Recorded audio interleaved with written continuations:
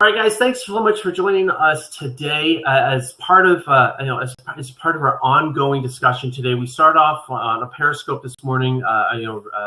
Talking about those four components of what I see as creating a content strategy that I think is worthwhile, that's engaging, and that's worth spending the time on. And I really want to continue the conversation today, and actually invite anybody that had really wanted to come in and maybe participate in the conversation today, but we're really talking about creating a compelling content strategy, because I think there is some a real key components, and there's some really important things, and we've already kind of talked about them. And the four overall areas that I want to just kind of really talk about, we talk about what the substance of the content. So when you're actually creating some of the content, it actually has to have some value, some substance, right? And this is the place where you talk about your story, you have your topic of the day or whatever it is, the whatever it is that about your brand or your even if it's a personal brand, not necessarily like a professional overall business, but it still works. The principle still applies. That you're carrying now that tone and that voice in your content, okay? And I think it's very important. So the first one really is about talking about addressing the issue of creating substance, okay? The other one is having a structure to your to all of your content. It has to be organized, okay? It has to be searchable, shareable. I was talking in the Periscope about the poor man's logo as a hashtag. So I mean, if that's the case, then find a hashtag that you can use, something that's searchable. And that's one of the things that I love. Robert C. Stern here, he his logo, his little blab logo, I think it's up here for you guys. He has his face, but then the background is red, and he's like, that's because it works. It draws people in. That's the best way to do it, and he really likes it. He really thinks and I think he's right. I think he has something there. He says that you don't clutter it up with other text. In other words, let it be who you are, so that when people click on the picture, they're able to see who you are. It draws their eye. It's very easy to consume. Okay, so I think those two on the content side are very important, because those really do fulfill a lot of the reasons why you have a brand and the reasons why you're doing putting the effort out in sharing and creating content to begin with. And then when you put that great content you've just made, you put it into a delivery system, into a structure that fits your brand, that fits your model, you're going to get a really, really good results. And then the other two that we were talking about was, we talked about having a good set of guidelines and policies, and sometimes those are self-imposed. Sometimes those are ideas from outside of outside of your own organization. Maybe it's federal or some kind of compliance issue, or you have those kinds of things. And you got to be really make sure that all the content that you produce fits those, because otherwise you're really producing things that are actually going to detract from your brand, even if you're getting attention. But that's not really the kind of attention I think that most people want. We're not necessarily controversy for controversy's sake. So really follow the brand, follow the policies, that you have set, and have even internal guidelines, that maybe you're going to be posting certain things on certain days. That's a guideline that will help you actually produce better content. Like from now on, I'm going to be blogging. I'm going to be posting my blog on jonathantripp.com on Mondays. You're going to get a blog article that's going to come out, and hopefully, it will have a good amount of substance that you can read it and be able to have something to say or something to think about, and based on that, you're able to proceed and see the other content. You can go over the Instagram. You're going to see a continuity there. You're going to go to the Facebook. You're going to be able to see that. In the email list, you guys are going to get emails from me saying, hey guys, this is what's coming up. This is what we've been talking about. Here's a link to our new YouTube channel, to catch up on the conversation in case you missed it. Again, finding the content within the strategy that you're delivering, following those guidelines, I think you're going to get much better results.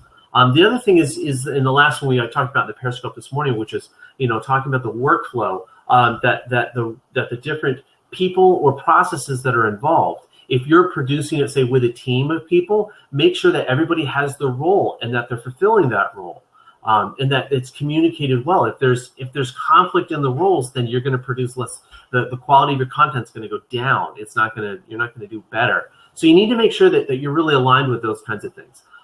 The other part of the workflow aspect of content strategy is making sure that it's achievable. I would say that if in your content strategy, your syndication process, the steps that you use to get out your message is so complex that it overruns and it takes up way too much time, then you really need to rethink your overall content strategy. And I was using an example. If you're spending 6+ hours each day on a YouTube video, but yet you still have your Instagram, you still have the follow-up, you still have meetings to make, then you're spending too much time on that one aspect, and you need to rethink either the commitment level to that one project, or you need to decrease your presence on somewhere else in order to remain effective.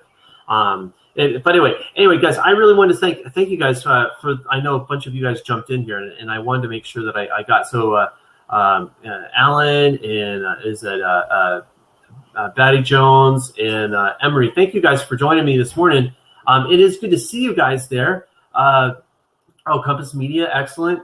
Oh wow, look at this. We got Stacey coming in. This is great to have you guys there. So I don't know how many of you guys actually have your own content strategy or haven't even thought of a content strategy in this term, because I think a lot of people in their content strategy, they're just trying to get the word out. They're just trying to do anything. I mean, they're posting anything, anytime. They're not really thinking about it. They're not really participating in it. And so, I think by talking about it and putting this out there, we're making it an issue. Just by doing that. And I didn't know if you guys had any questions this morning, or if any of you guys wanted to pop in and participate, that would be just fine. Just click in while I grab a sip of coffee here this morning. You need to plan before you post content. Yeah, I've actually kind of done an experiment, right? I kind of did my own kind of case study where for about 2 weeks on Facebook, and I love Facebook in that it's so measurable. You can post things and you can see in almost real time how a post is performing, how it's engaging. Hey Gary, thanks for joining. And in having that kind of a model, I had planned out 2 weeks of content, every post, every word, the time, how it was the overall flow and things like that. And I did a little bit of where I let Facebook be the center of my content sharing, and where I had other tweets and other things like that planned so that everything would come together, right? And yes, it did take a little bit of time in the message and in the preparation for it, but I let it go for 2 weeks, and I watched my engagement go like this. At first, I didn't get a lot. It was okay, but then as they saw me be more consistent with the message, the engagement went like this. And then I did something, and it killed, and but I did it for a reason, because I want to be able to say firsthand, I know exactly what I'm talking about. I'm telling you, this is the way it works. So after 2 weeks of planned, consistent, integrated content where I really thought about it, right? Then I did 2 weeks of posting kind of haphazardly, where I didn't really spend as much time thinking about it. It was more spare the moment things where, like, as I'm doing them, hey guys, I'm on Periscope now, or hey, this just happened, or here's a great article I saw. And when I did that, when it was more haphazard, when there was less planning involved, my content engagement went way down. I mean, literally, it was almost three times less than it was at first. And I'm kind of glad I did it. I mean, granted, now I've got to build the audience back up. But the whole point really is that I can tell you firsthand that when you plan, you get better results. Now part of my content strategy is actually to include some, hey, this is what's going on today, or some spare of the moment, more spontaneous things. Do you know any good templates for preparing a content strategy? No, not a template that I think that really works. And here's the reason why. And this is I'm telling you this because I did look and I've gone out. Because here's the reason why. The content strategy is so brand specific. Okay, lifestyle brands are completely different than business to business brands, and the content model, like a template to share your content. They're not even close to the same. They have the same elements, like I was talking, like substance, the workflow, your guidelines, and your structure. If you have those components in place, you can apply them to both as principles, but not in a like, hey, you post at this time on this platform, you post this kind of thing on this time, you kind of do this. You don't do that. That's really where honestly that's where I spend most of my time working with people. Where I will connect with them one-on-one, and I'm more than happy to do that with people. If that's something you want, let me know. Even if you want to, you could actually hop on and we could kind of talk about it just for a little bit as kind of a like, hey, how would we do this? Because I think the real content. Try to pull something together for a meetup social group that I run. Oh, okay, yeah. Then I think when it comes to something like that, depending on where you're on, depending on what platform you're on, you might want to do a short video or do a series of short videos talking about, hey, meet up here. Like, look, we professionals or people of a certain, demographic, whether it's like a customer, other professionals, peer meetups, or however you're trying to piece it together. Maybe doing a quick Instagram video, something that's 15 seconds. You could even post that then on a Facebook or something like that. You can do Instagram as a great way to just like, hey, we're meeting up here. It can be a great picture with some text underneath of it. Share that to Facebook. You can do a short YouTube. It depends on what platforms you're on and where your audience is. Are you trying to attract new people? Or are you trying to reach your existing audience? So there's lots of different things. We didn't even talk about using Periscope, Blab, or Twitter, in those three examples. Definitely new people. Okay. And so I guess the question is, where is the audience? Where is the audience that you're trying to reach? Okay. So if you're trying to reach a new customer, the question is, what platform are they on that you're going to use that social media platform as a way to reach those people? Are they Twitter people? Are they Instagram people? Are they Facebook, YouTube? You can just go on and on. Are they Pinterest? So you need to figure that out. I'd like to think on Twitter, Instagram. However, most people are finding us organically, just via the Meetup website. Okay, well then this is maybe a strategy then to use is to put the link out. I don't know, write 20 Twitter posts. Okay, and I challenge you to do that in that it makes you be creative. Yes, you do have to sit down, but spend a little bit of time. Write out 20 Twitter posts that you're going to post from now until that meetup. Okay, and if you do that, you're going to spend the time. It's going to force you to be creative, non-repetitive, where you're just saying the same thing over and over and over. You can have the same message, but tweak it a little bit, make it a little bit different, and send that out. But then communicate that as well on the Meetup site. But you want to use different social medias all pointing to, because you can Canva too. I've been using Canva. That's what I think it's interesting. Graphics. I love Canva. I use it literally. I literally use it every day.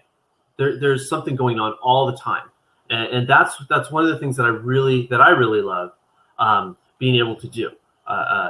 Spending that time creating. I'm a better content creator than I am necessarily a strategy person. In that I find more joy, I find more fulfillment in actually creating the content than I do. Okay, so I have to click, type this out. Okay, post this at this time, coordinate it with this. That it's not that it's bad. It's that it's not that engaging for me. And I know some people, they love the strategy. They love putting the master plan together. And I love seeing it and understanding it, but executing, doing that thing. No, I'd rather be sitting here talking with you guys, engaging with you guys in that regard. So, that may be a better way to do it for you, and I want you to be thinking about that. With that, I mean, how many does anybody else on here use? Does anybody else on here use Canva as a tool? It's a great tool if you're trying to produce graphics. I've been creating short swivel adverts such as this. Born in Glasgow, fine as a okay, great, okay. Then another strategy for that kind of a thing is to go into forums, go into maybe some Facebook groups. I've never really looked into into like game nights. I mean, other than like you said, local community stuff, because it really is geographically centered. So maybe that's a strategy if you're on not Periscope. Well, if you can Periscope it, that might be actually an interesting thing. Using a geotag on make it a square. What actually no, you can in Instagram now you can use it right on. So you can use that as in an Instagram, but then geotag it.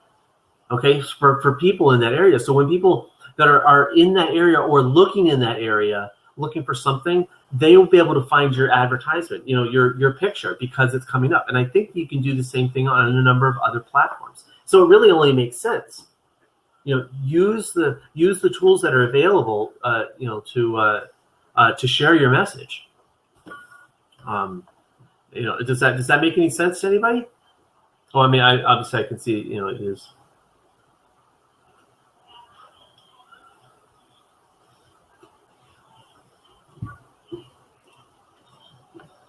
Does anybody have any other questions as far as that goes? Because I think one of the aspects of creating a compelling content strategy is actually it is thinking about the end user and thinking about how they're going to consume that media. I think that's another key aspect as you're going through the process. You want to be asking yourself that question. I don't use this, but I know how important graphics are, and I use PaintShop Pro. Okay, so yep, that's another. I think what would catch my eye? Yes, it is what would catch your eye if in that because there's so much media out there. There literally is so much to see. You need to do something that's going to be unique, and I would even just caution you in this. It doesn't have to appeal to everybody. The fact that if you're doing Piktochart, yep, yeah. I think I made a couple of infographics with that. I like how you have the different components and you can kind of piece things together. I really do like that. I use Canva a lot. I like it in that it's online. I have it right there. I can come back to it, copy it, and I can keep writing and editing things. It does have its limitations. I'm not saying it's the best thing out there in the world, but I like a lot of the inspiration, it's very easy for me to get up there, and then really just, share over to, if I'm using Google Slides that day or something like that. So that's a really good idea. That's a really good idea for that. But again, when you're making any of this content, you got to be thinking what is on, what is the end user going to be looking for? So if you're advertising, joining us for board game nights, and having a picture of a board game. I mean, it doesn't. I mean, it makes so much sense, but sometimes people try to make some kind of picture that doesn't have anything to do, has nothing to relate to. I'm the person people hire if they don't want to use those types of programs, or they're scared to, which they shouldn't be. A little bit of playing around, and anyone can make infographics nowadays. Infographics. We at Restorable Living, we have a Pinterest page. In Pinterest, by the way, so if you guys do want to go over to Pinterest, you can just search for John and Holly or Restorable Life or Restorable Living, something like that. I think one of those. I know John and Holly is the hashtag for that. But anyway, Pinterest is they love having infographics, and they statistically, the infographics that go like this, that are kind of like taking you a timeline, actually don't do as well as the infographics, even if you are doing a timeline, that go top to bottom, that are long. And they like them that way. They like them longer, that you can fit on your screen, because they want people to scroll. And why would you want someone to scroll? Because it takes more time, which means you're spending more time on the page, which means you're viewing more content, and you're investing more time and interest. And in the psychology, it just kind of goes on and on about it. So thinking about the end user experience is where you want to direct them.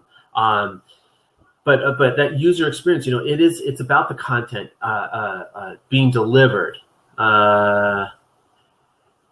Yes, I like it, and Holly has kind of done a page overhaul for a lot of this stuff. She really has. She's taken a lot of time and gone through, and she's like, you know what, I'm really going to make this my own. She's really taken that as. So I as much as we got a lot of things started in there. She needs to do mine. You know what? Maybe we do. We'd spend some time with you on that, but think about things. Even talking about like Pinterest. Pinterest is so engaging. It's so it's so easy to categorize, and it is easy to search. You can follow people. You can find people with very similar interests so quickly. It's not so much a social media like Facebook, or even how like a live streaming like this, but it's very engaging, very captivating. That I know people, they spend hours. They get lost in Periscope and in Pinterest because of how engaging the pictures are and how easy it is to find the next thing that relatable thing. So it's not just the one picture, but then Pinterest gives you like all the other content that they feel is related or very similar to it, and that's just amazing. So, that kind of brings me up. We have to think about what the content is that you're sharing and how usable it is. So infographics are a great example of things being very usable. It's you're visually absorbing. Usually it's data. Usually some kind of like percentages or some kind of number sets or things like that. But you're doing it in a visual. One of the best infographics I ever saw was Neil Patel's. His, like, when you want to contact him, you actually have to go through an infographic, and it talks about how many emails he gets a day, how much time he spends, the number of types. I mean, he's kind of like categorized overall the types of emails, and then by the time you get done, I mean, this is like you're scrolling for a little bit, but it's so engaging. And here, I'm just trying to email the guy, right? And he even tells you, look, if you want to email me after reading all this, if you still want to email me, make sure you put it in this. And he gives you the format. And he says, look, because if you don't, I'm just not going to respond. I'm not going to spend my time to try to decipher and think about through all your paragraphs. It's like, put it in bullet format. I mean, he came up with an exact formula of how he wants his email sent to him. And I'm like, how awesome is that? He now tells people how he wants to be communicated to. And if they don't follow that format, he just probably ignores them, or he has somebody ignore them. He probably has somebody that will sort his email so that when he sits down to look at his email, he can just go boom, boom, boom, boom, boom. And he says, look, there are some things that I get the same question over and over again. So I've got an auto response. I have a canned response for it. So I'll send it back and as trying to answer the question. And I'm like, that's really great. How much of a time saver is that? Now, personally, I don't have that much email comparatively. I think he gets like 750 pieces, like we're talking non-junk mail, but like 750 pieces of email every day. And if you haven't already, go to, I think it's like Neil Patel or like kissmetrics.com. He started a number of those. But anyway, using those infographics as a way to be able to really engage his audience. And he really used it. Oh, hey, Renee, thank you for joining us today. We're talking about the content strategy, but as far as he's using an infographic to be able to communicate his topic, which is how to email him. And I'm like, man, how great is that? I wish I could. I wish that I would spend the time to come up with. Maybe that's one of my next projects to do is say, hey guys, this is how you should communicate with me, right? Just copy and improve or copy and edit. So another portion, and I know we've talked about like the four components of your content strategy. Okay. Oh, great. Thanks for joining in. I'll let you come on in. Oh, this is awesome. I love it. All right, so what we're doing here, I don't even know if Renee knows that she's on. What's his name? His name is Neil Patel. Okay. His name is Neil Patel. Okay, and you can find him on Kissmetrics. You can search it. He's a young guy. I want to say he's probably in his 20s, maybe now early 30s. He's done a bunch of different things. Okay, he's done a bunch of different parts where different companies. They really do circle around blogging, social media, content, things like that. And he's actually a really good resource. I've had a chance to listen to him several times in person. So we've talked about the content strategy overall. We've talked about the usability and the functionality of the content. So how easy is it to use? So whether it's a picture, whether it's an advertisement, I would even put a capture page in as part of your content strategy. Okay, and I want you to think about that. If you, I don't know how many of you guys actually have a capture page or use capture pages or as part of maybe like a sales funnel or a content delivery, where what you're doing is you're creating a page or a series of pages that draw a user in to consume your content, and then obviously the whole point is to be able to get to the point where you can make a sale, and that's fine too.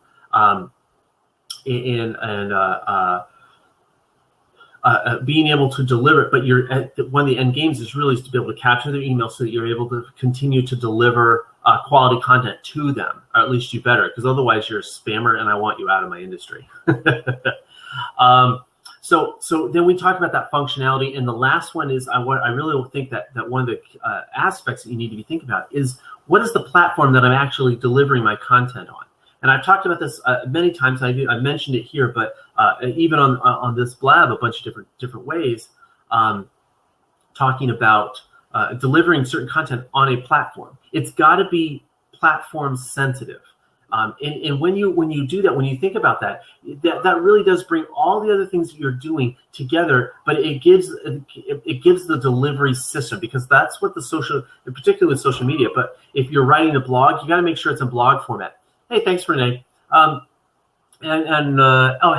Megan, thanks for joining us today. We're talking about content creation, compelling content strategy. I don't think it's as hard, but if you think about it ahead of time, when you deliver it, when you actually put things into motion, it makes so much more sense, and I think it reduces my stress, and then I'm not trying to feel like I have to be creative on the spot and make everything work. And now instead, guess what? We're really able to make it so that people are able to consume our content. We really think about it ahead of time, and it makes it so much more smooth. But anyway, I'm talking about share the content that's appropriate on the given social media platform. And I think when you get that down, it's like people that are sharing their Instagram pictures. When they really spend time and they deliver it on Instagram, they're doing a great job. But when they try to share an Instagram picture or like a quick Instagram video on YouTube, I always think it falls flat. I really do. I don't think it does well because the content it wasn't meant for that. Does that make sense? So that being the case, then think about what the content you have and then how you're going to share that out. We talk about content repurposing your content. So you write a blog and then you make a video on it, and then you take clips out of that and you share that different places. You make Instagram. You make Instagram pictures, right? With quotes from your blog and things like that. That really helps. That helps make it more engaging so that you can, so you can share your content out places. And a lot of people don't think of it. And I mean, those are just really some very simple ways of sharing out your content. One blog article, and you're coming up with all of these different topics and all of these different things. Okay, so that's a really great way of really actually it's a very time sensitive way of being able to share your content without having to necessarily come up with brand new ideas all the time, because that's very exhausting. You'll get burnout before anything else. So I want you guys to think about it in that terms. what's another way to think about it? Oh, creating PDF downloads. Integrate that into your overall strategy, because this way people can take your stuff. They'll take it wherever because a PDF, like an infographic, you can download it on your mobile. You can definitely see it on your different your mobile devices, your tablets. You just take it wherever you are, and it's static, meaning that they can keep coming back to it, especially if it's longer or if it's a very interesting graphic. I mean, I'll come back to infographics quite often, or like a how-to guide is a great way. When you do like steps 1 through whatever, how to do this and how to execute this, you get so much more engagement, even though maybe it feels like, well, I already put this out, but nobody's contacted me. I would say this is where you do your follow-up as part of your content strategy. So you put your infographic out, pull a question out. Hey, who liked number 2? Or what was the best way that you use such and such? If it's a product review, infographics are awesome for product reviews, because it's like a top 10 list in one document, and that people can just literally, if you do it right, it's going to draw their eye all the way down to the bottom. And at the bottom, you have some really great call to action. So guys, here's the best thing to do, blah, blah, blah, blah, blah. And then you put it in there, and then you put that call to action. So visit me now, or take action today and change your life, or whatever your call to action message is. Direct them to a page, direct them to an email, direct them to a phone call, to a free coaching session or something like that, right? These are all great ways to really engage your audience with one piece of content. Okay, I think that, and that's gonna be pretty cool when you do that. And of course, you can do it on a really large scale, or you can just do it with one piece of content and practice. And that's where, if you've never done a real content strategy plan, then do that. Come up with one like top 10 list, make an infographic out of it. Pick out some highlights, ask questions about it, make an Instagram picture of it, or however, use Canva as we were talking about earlier today. Use Canva as a place, as a tool to be able to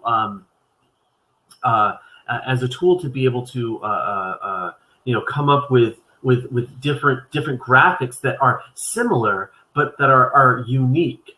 Okay,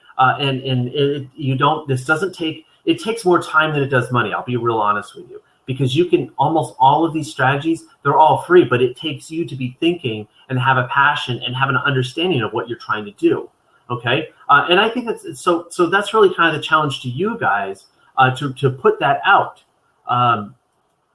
So anyway, do you guys have any other questions, or maybe like, hey, I'm really struggling with this aspect of, or how do I put together a plan? Somebody had already asked, is there a template? And I don't think there's a template, but that's really where maybe somebody has a little bit more experience, or has some, that's maybe a little bit more of a professional, as opposed to just somebody that's kind of winging it.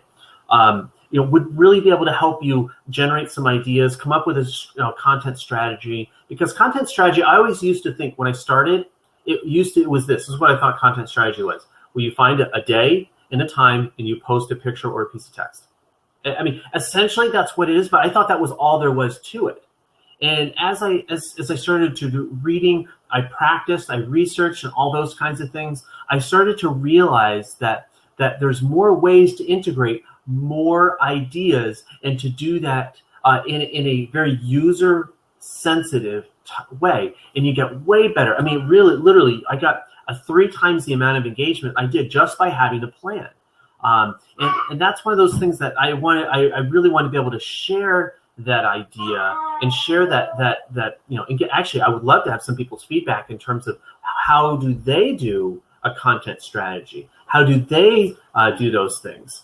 Because I really think that having a good plan is a great way to get your brand out there, and to be able to communicate a clear message within your brand. Tell the story with your, with all of your, with all your content. Don't be afraid to do that.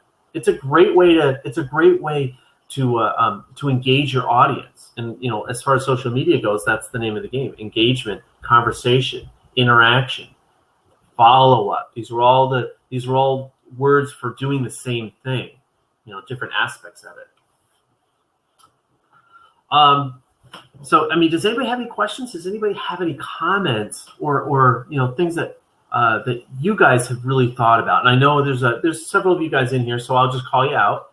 Do you guys have any questions where it's like, hey, how many? Actually, maybe I should ask this. Say, I don't ask yes or no questions. You ask interactive questions, right? How many of you guys actually have a content strategy right now? How many of you guys actually have a content strategy that you're using right now? Hey, it's good to see you. Thank you for joining. Oh, guys are. So I have it so that my I get pops up working on one. Okay, so you don't have a content strategy. Okay, all right. Do you have content? Maybe that's a really maybe that's a better question to ask. If you don't have a strategy, are you producing content? Because some people actually get stuck at that first part where they actually, yes, but revamping mind. Yes, I know we've talked about that, Shay. Got one. Yep. Ed's got one. I know you do. I know you've got a message. You have a delivery. Okay. So somebody having a hard time producing regular content. Okay. My content would be educational technology for teachers. That's awesome. No, and those are some really good things. So, Valerie, first of all, and then we'll talk to and honey. I don't know. Nor, is that what it is? I see that. Nor. Okay, good. Doing as far as educational technology for teachers, and Valerie, we'll get to your thing because I think I have something to say for that. But Nor, you're in a really great place because teachers, almost more than anybody else, they want to consume content that's good, something that's very usable, that they're going to be able to consume and whether they're using it in creating other curriculum, making their jobs easier, and things like that.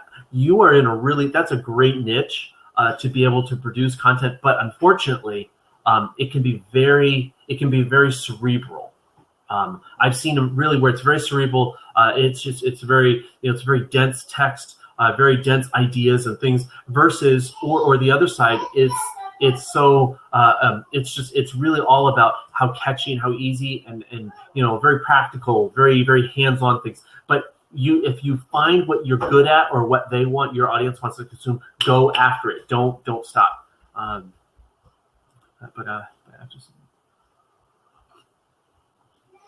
trying to repack my niche in mobile learning. Okay, what is your preferred method of collecting content ideas?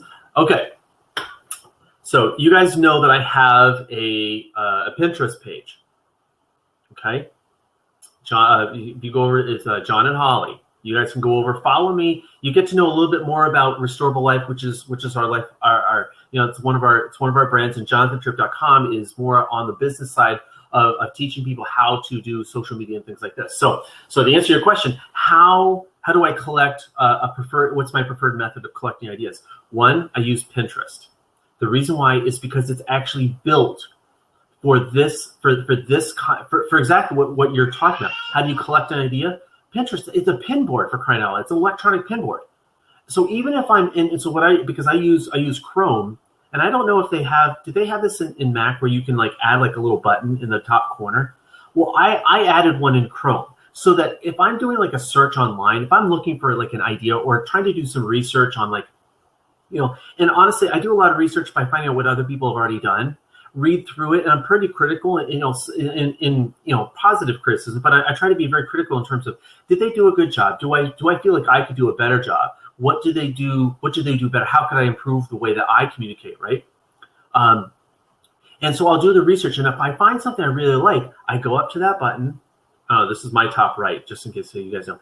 And I click the pin it button. It's a little Pinterest button, and I click it, and I pin it right to my board. Now, I have a secret board that you guys won't ever be able to, and I never will share it. But it's got all of those idea bank. That's what it is, and that's one of the easiest ways to use it. I mean, you can have 100. I think you can have 100 or 500 boards or something like that. I'm not running out of space. Okay, and if I ever get to the point, I could just go back and I can unpin them. I know some people use the on Pinterest as a way to kind of keep track of, but I use the to show favor and to connect with people. So that's why I actually do a secret board and I pin to it. And I use Pinterest because anything on the web, And when I do a lot of my my research and collecting ideas, I tend to do it on my PC, not so much my mobile and things like that.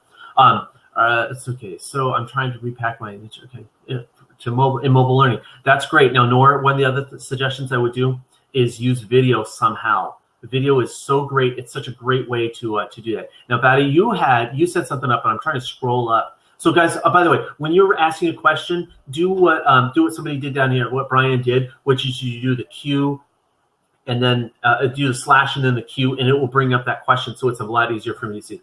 What about using Feedly as a way to collect RSS feeds and alerts, subject, etc.? That is actually, yes, that's Brian. The way that Brian did it down there, that's a great. Thank you when you guys do it, because I can actually go in and I can look at the questions, the 3 tabs, the all mentions the questions, and it helps me be able to focus on the questions. That's how I do it. But what about using Feedly as a way to collect? It is if you're going to be using an RSS feed to do it. It's kind of like, that would be kind of like using a list within Twitter to find a certain topic or a certain hashtag, or to keep track of a number of like influencers that you value. Okay, so that's one way to do that, and that's actually a very good way. I tend not to use RSS feeds in alerts quite like that, but that's only because I get plenty. I almost have like information overload when I do my own searches through Google, because I might be starting with one idea, and then how does this relate to this? And as I'm doing it, because for me it's almost like mind mapping away. Now, Batty, you had, I hope I'm pronouncing your name right. Wait, okay, Batty said he's had a hard time producing quality content, or regular content is what he said. Okay, that means, hey, Tim, thanks for joining, guys. Thank you so much for joining in today. We talking about creating a compelling strategy. Having difficulty creating regular content. That is a problem that a lot of people really do struggle with. And most of the time it's because they're trying to do too much. Okay, they're trying to do too many things. They're trying to create brand new content every day and come at it from like 5 different angles and trying to make YouTube videos and do all these things every day. And for a lot of people, that is overload. Okay, especially if you're meeting with clients, or you're traveling, or if you have a life, right? That can be very overwhelming. And you need to understand right off the bat that it is overwhelming. And that if you feel overwhelmed, it's because you are. Okay, if you feel like you're struggling, it's because you are, and you need to recognize that fact right off the bat. Okay, and that the solution to that is maybe try to do less. Okay, either do less content, or do the same amount of content but spread out over a greater period of time. Try to find time to create content. You will fail. If to make time to create it, you will succeed. That's a good way to look at it. With that, when you do try to find time. Another one, I was thinking, so another reason why is because maybe you're trying to create content that's outside of your realm, right? If you ever try to be creative with something that you're absolutely horrible at, or you have no knowledge for, it's going to decrease your ability to do that, to be able to do that. Why not use Quora to ask relevant questions in your market and then answer them with video? That is a great way. I've seen a lot of people really use that. And I'm going to share this as a general overall, use video when you can. I know one guy, he always responds. He doesn't respond on Twitter directly with a video. He uses a GIF. And so he makes a quick, he's really good at it, and he just makes it, and he'll respond with a GIF, and it's so engaging. It's literally like 2-3 seconds usually, and it's awesome. I pay for it. I have 600 hours of training videos. Starting doing a live webinar every week in a year that would be very comfortable on camera. Yeah, you know what the best things for me, what was your name? Quora and Krista. I don't even, which one? Okay, so you're Quora. Okay, one of the best things that I did to help me kind of get comfortable on camera, I scoped twice a day for like 4 weeks, for almost a month. And it got me, it put me in a position where I had to. In the scopes, if you're doing a Periscope, if you're not on Periscope, you need to be on Periscope, guys. If you're on Blab, you need to be on Periscope, as far as I'm concerned. I always start this show by doing a Periscope, and you can find us at Restorable Life. We do that, and then we come over and we expand the conversation to include a lot of this, right? But when you are fisty basis. Yeah, that's right. Okay, so take your top 2 questions, ask your client most, and put them on Quora. That's a great way to really be able to do to generate new followers, content ideas, because with Quora really, I mean, you get a lot less trolls than you would in like Reddit or something like that. But it's a great way to curate new content ideas. Guys, thanks so much for all joining. If anybody does want to jump in on a seat, please feel free. Just request. Unless I think you're a troll, I won't. I'll let you in. So, but that's a really good point. I think another thing that really helps create new content is or maybe another reason why I don't think you create good content or feel that you don't is because I think you might undervalue your own ideas. I don't know how many of you guys kind of like, if you ever brainstorm, you're like, okay, so it's this and this and this, and you start reading through your list, and I'm like, this is crap. Oh, this is an awful idea. I can't believe I'm so embarrassed. I never. And by the time you get down to your list, you have nothing because you've already talked yourself out of your own great ideas. And so I would really suggest you guys, come up with a list, but then out of your list, I mean, fill up a page. It really is pretty easy to come up with overall content ideas. Fill up a bunch, and then take, say, like the top 5 or the top 4 or something like that, and then start to really try to develop those out. You can do a mind map. Some people really do well with those. Other people just put it. I've done this personally, where I take the idea, I write it on a card, and I'll put it on my desk. And I can open up my desk, and I do this now. And I put my keyboard up, I have my card, and I take some sticky notes, and I'll start writing an idea out.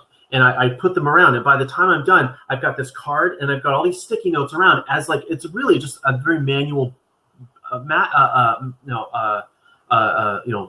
mind flow, where I'm getting all these ideas. And I'm telling you, when you start to do it like that, and maybe at first it's kind of hard because it's kind of a new skill when you start to think of it in terms like that.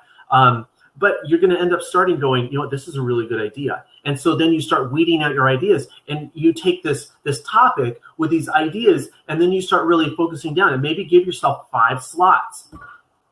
Okay? You have this content, this idea, this singular idea, but then you have these 5 sub-ideas that all point back to, and now you've got content ideas for 5 days out of the week. Flow is so important. Staring at a blank page for an hour really gets you content created. Yeah, I know that like when I create content ideas, I'll go on Instagram. I'll look at a couple of brands. I won't necessarily go on the app. I'll go on Iconosquare, and I'll use their search function, and I'll find, and I just let that be, and I just go down through. I'll get some inspiration there. Canva is another one if you need to be a little bit more original in terms of taking an idea and then making it your own right on the fly. I love that idea. That's how I do it. Look at one and break it down into a couple, 2, 3. And I'm telling you, once you start to get it going, you might end up finding that you can create more content than you can possibly actually create. Because it does take some time. So, but set aside the time and make sure that it's fitting your content strategy.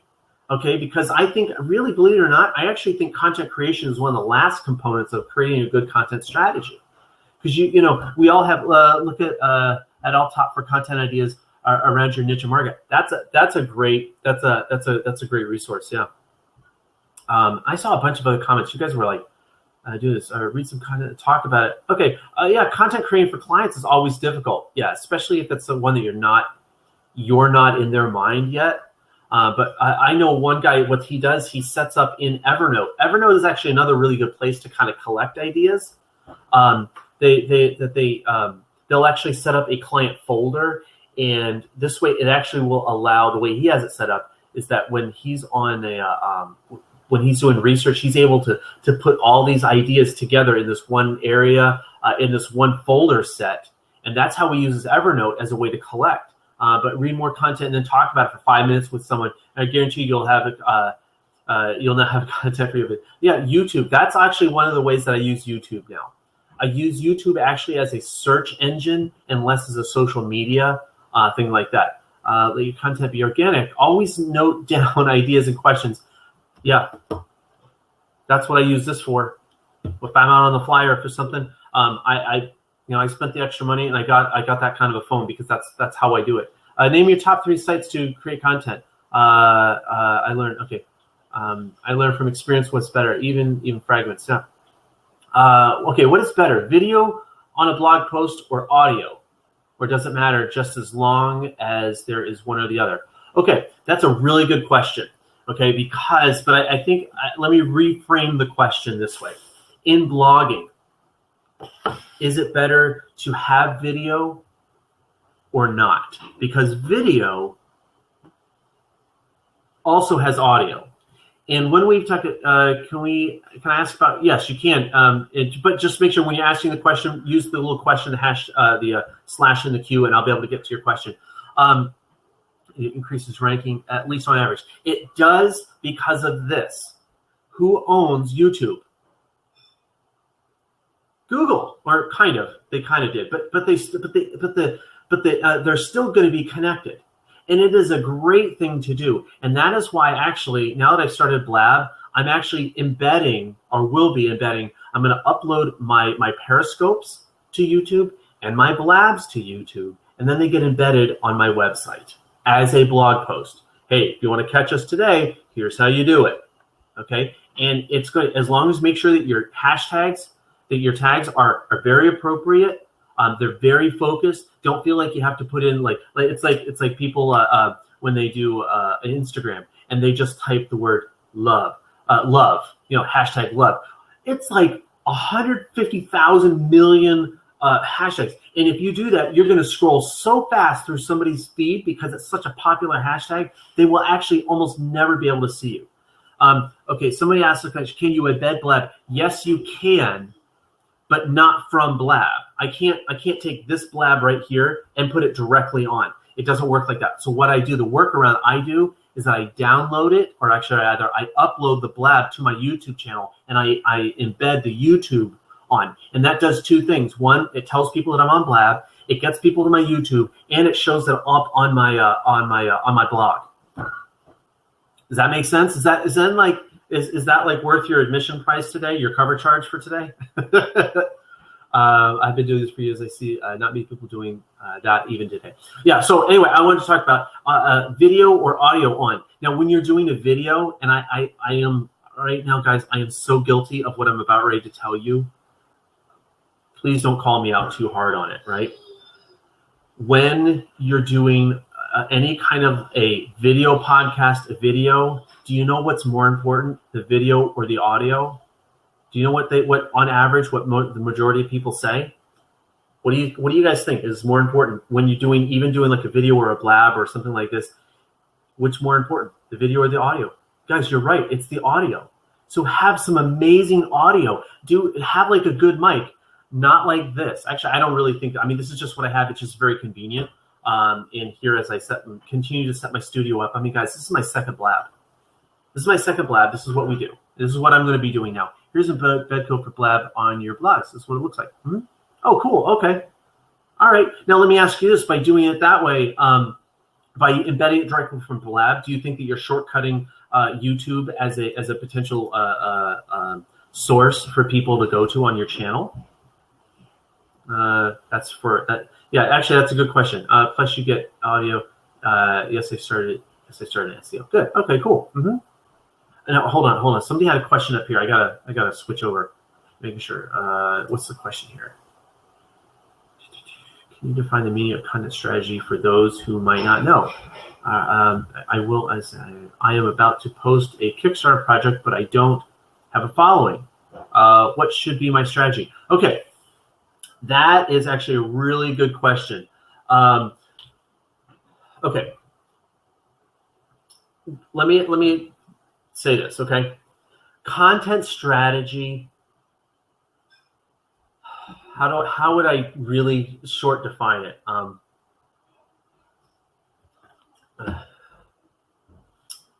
What would be the best way to define it? Let me say it like this, okay? I think content strategy, and I'm not reading your guys' comments right now. I think the best content strategy definition is how would I put it? It's the act of planning both the creation, the development, the syndication or the delivery, the guidelines of putting out useful, relevant strategy or content in a strategy form where there's a plan to it. It's not accidental. Okay, that's probably the worst definition out there, but that's just what I could come up with right now. Planning intimately to deliver your message in line with your brand. That's a really good one. I really like that one. I know, Jared. That's awesome. Boom, right there. I love it. Oh, let's try to get Tony Roman here. Thank you. Hey, awesome. Hey, thanks, man. Thanks for joining. Let's get you in here. Yeah. Well, I'm a big fan of content strategy, and working with a number of clients right now that I think one of the biggest tips people can do, whether it's for yourself or with a client, is coming up with at least, and I say at minimum, 90-day content calendar.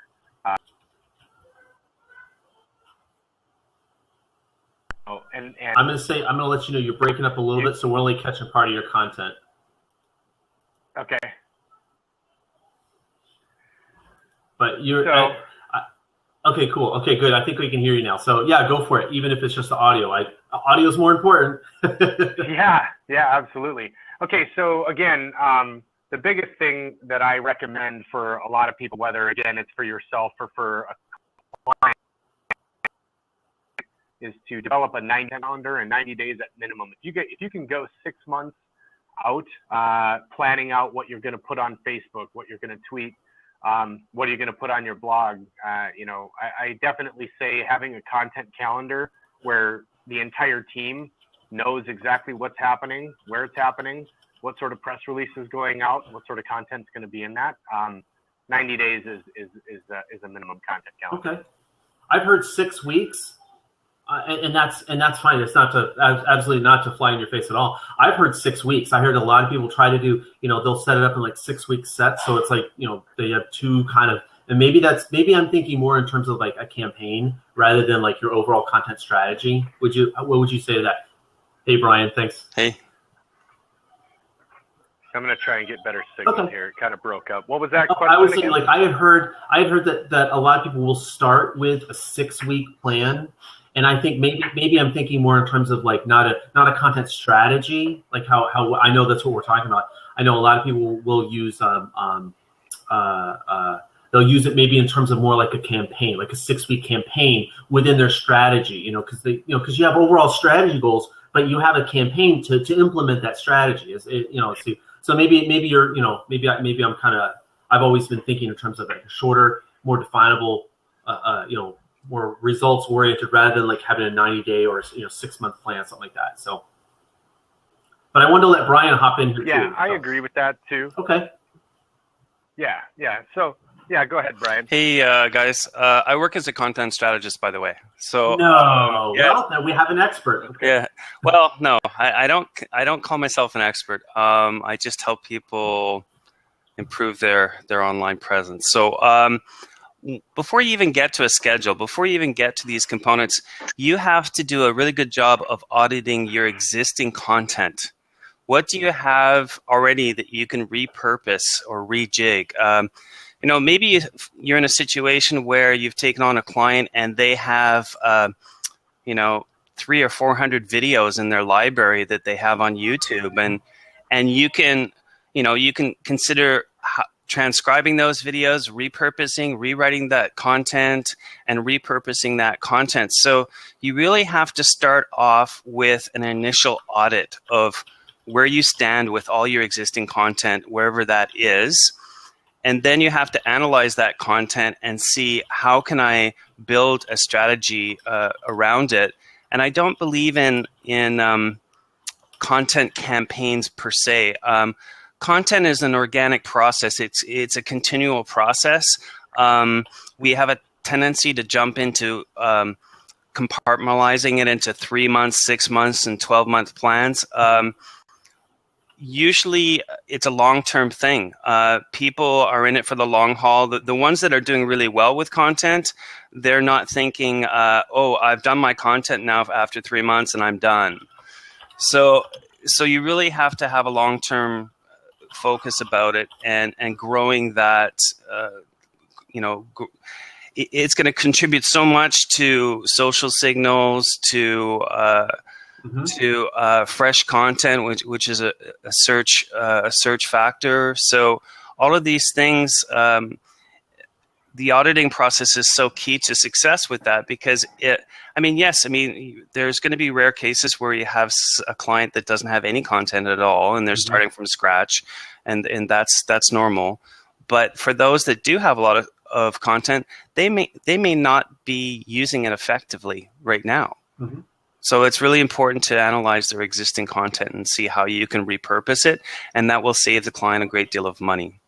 So let me ask you this, Brian. It's just in your experience, because I know I really do focus a lot on trying to work with and help new or struggling, business owners online. And I know that seems like a really broad, like, wow, how many of us don't feel like we're struggling, right, at times? But if it's really the people that feel like, like they're doing what they're told to do, they're following the plan, and they're just not getting results and things like this. And they feel like they're kind of like either that the content that they're producing just isn't reaching their audience. And one of the things I tell them, I said, don't change your story. Don't change your story. Change your audience. Because if because I work with a lot of people that have like their own personal brand. It's not like they're going to sell their house, move, and do something completely different in order to reach that audience, who they're trying to attract. It's like, guys, it's the other way around. Keep your story, maybe hone or refine your story, maybe be more focused in telling your story or you're communicating your brand, but don't feel like you have to cater to that audience. Find a new audience. There's enough people out there. Is that something that you'd say, John, that's good advice? Or you're like, yeah, don't ever say that again. Market research is key to success with content strategy. You really have to hone. I'm not going to tell people that they have to do personas. Some people struggle. They don't even understand personas. They don't understand how to develop them, and they hire guys like me to do that for them. But it's really important for you to understand your target audience. You can't make that decision in your boardroom. Mm-hmm. You have to talk to your audience. You have to do user interviews. You have to get a good understanding about what is the pain that I'm solving. Like to come up with solutions for people. Mm-hmm. What are the top 3 questions that people are asking in my business over and over every day, and how come I'm not answering those questions? We talk a lot about user experience and about I deal with a lot of companies that have brochureware websites where they just simply put up 250 word blurb about product X. Mm-hmm. And they just really don't tell people.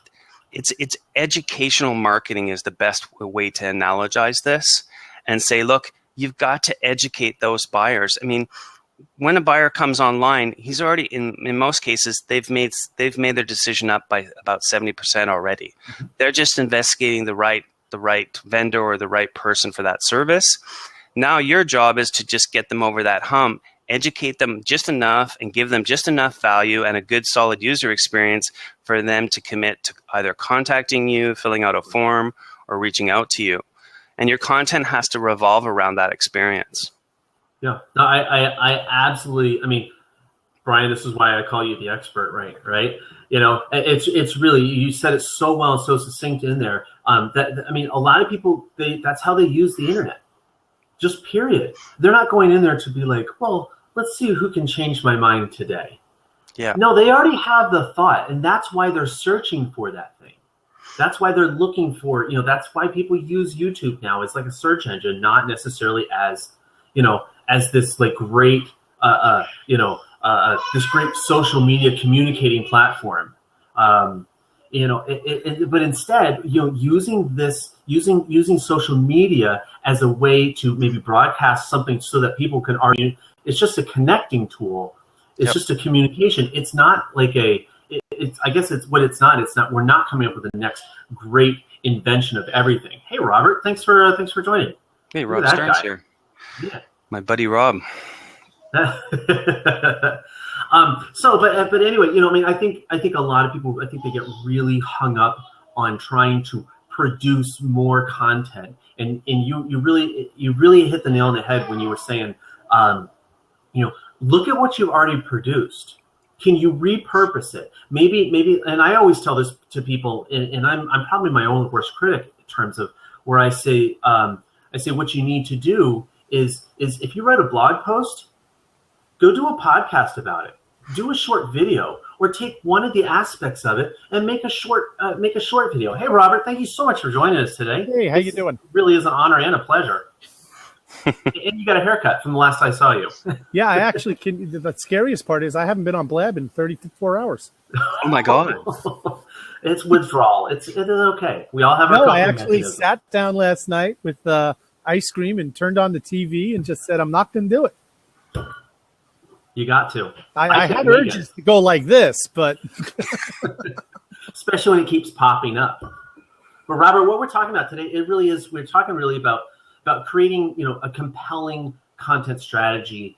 And I really personally, I tend to focus and try to help, those newer people that are on, they're trying to make their brand for maybe the first time, or they've done it, they've been on, for a little bit, but they really just struggle because they've tried to do that, like, oh, well, I've done what so-and-so says, and I've tried to follow the thing, and it just doesn't work for them.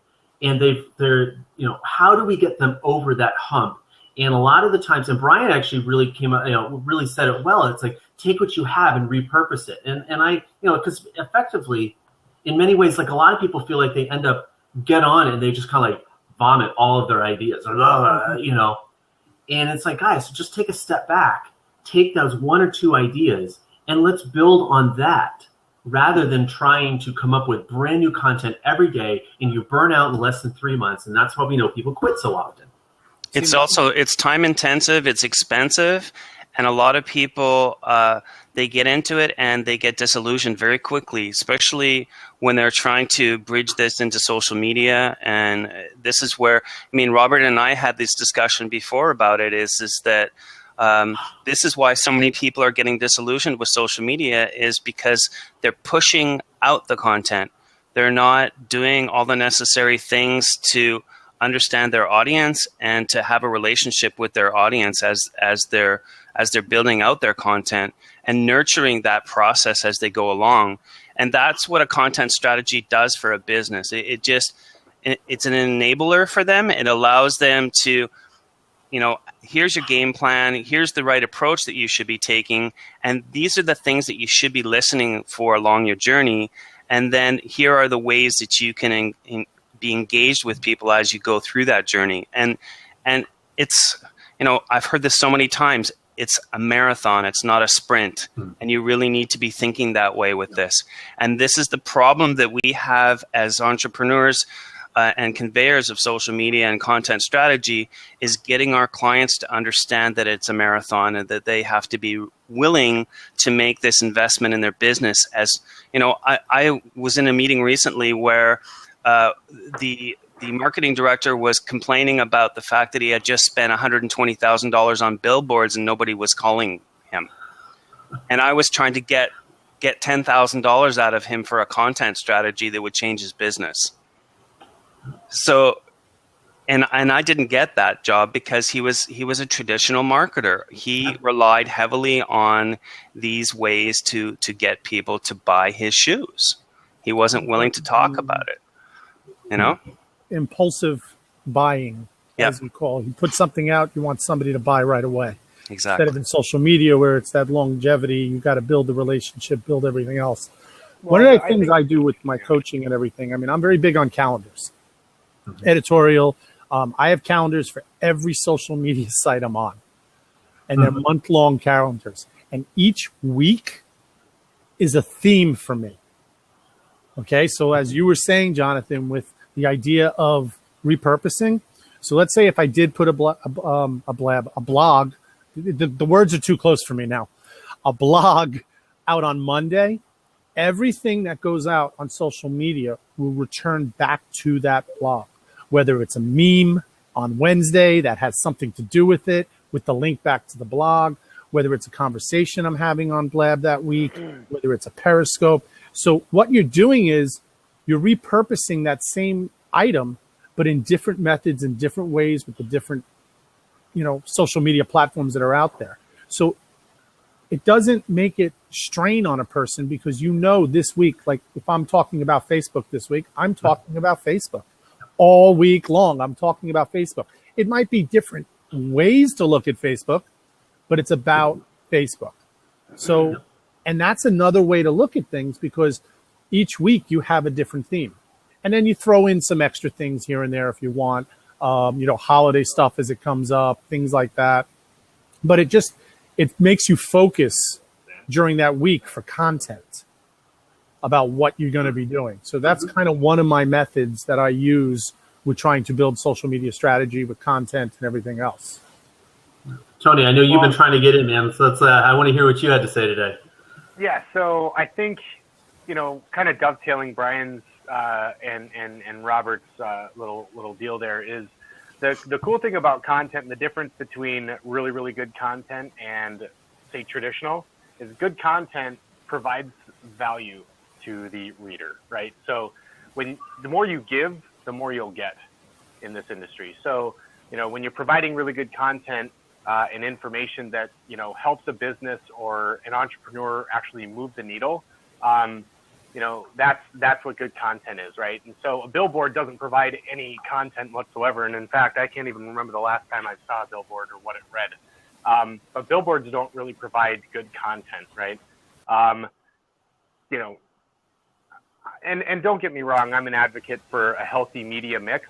So I'm not totally against billboards. We do media buying. So yes, we do have billboards. We have radio, TV, but there's a time and a place, and there's a certain ratio of how much traditional you should have as opposed to, content or social.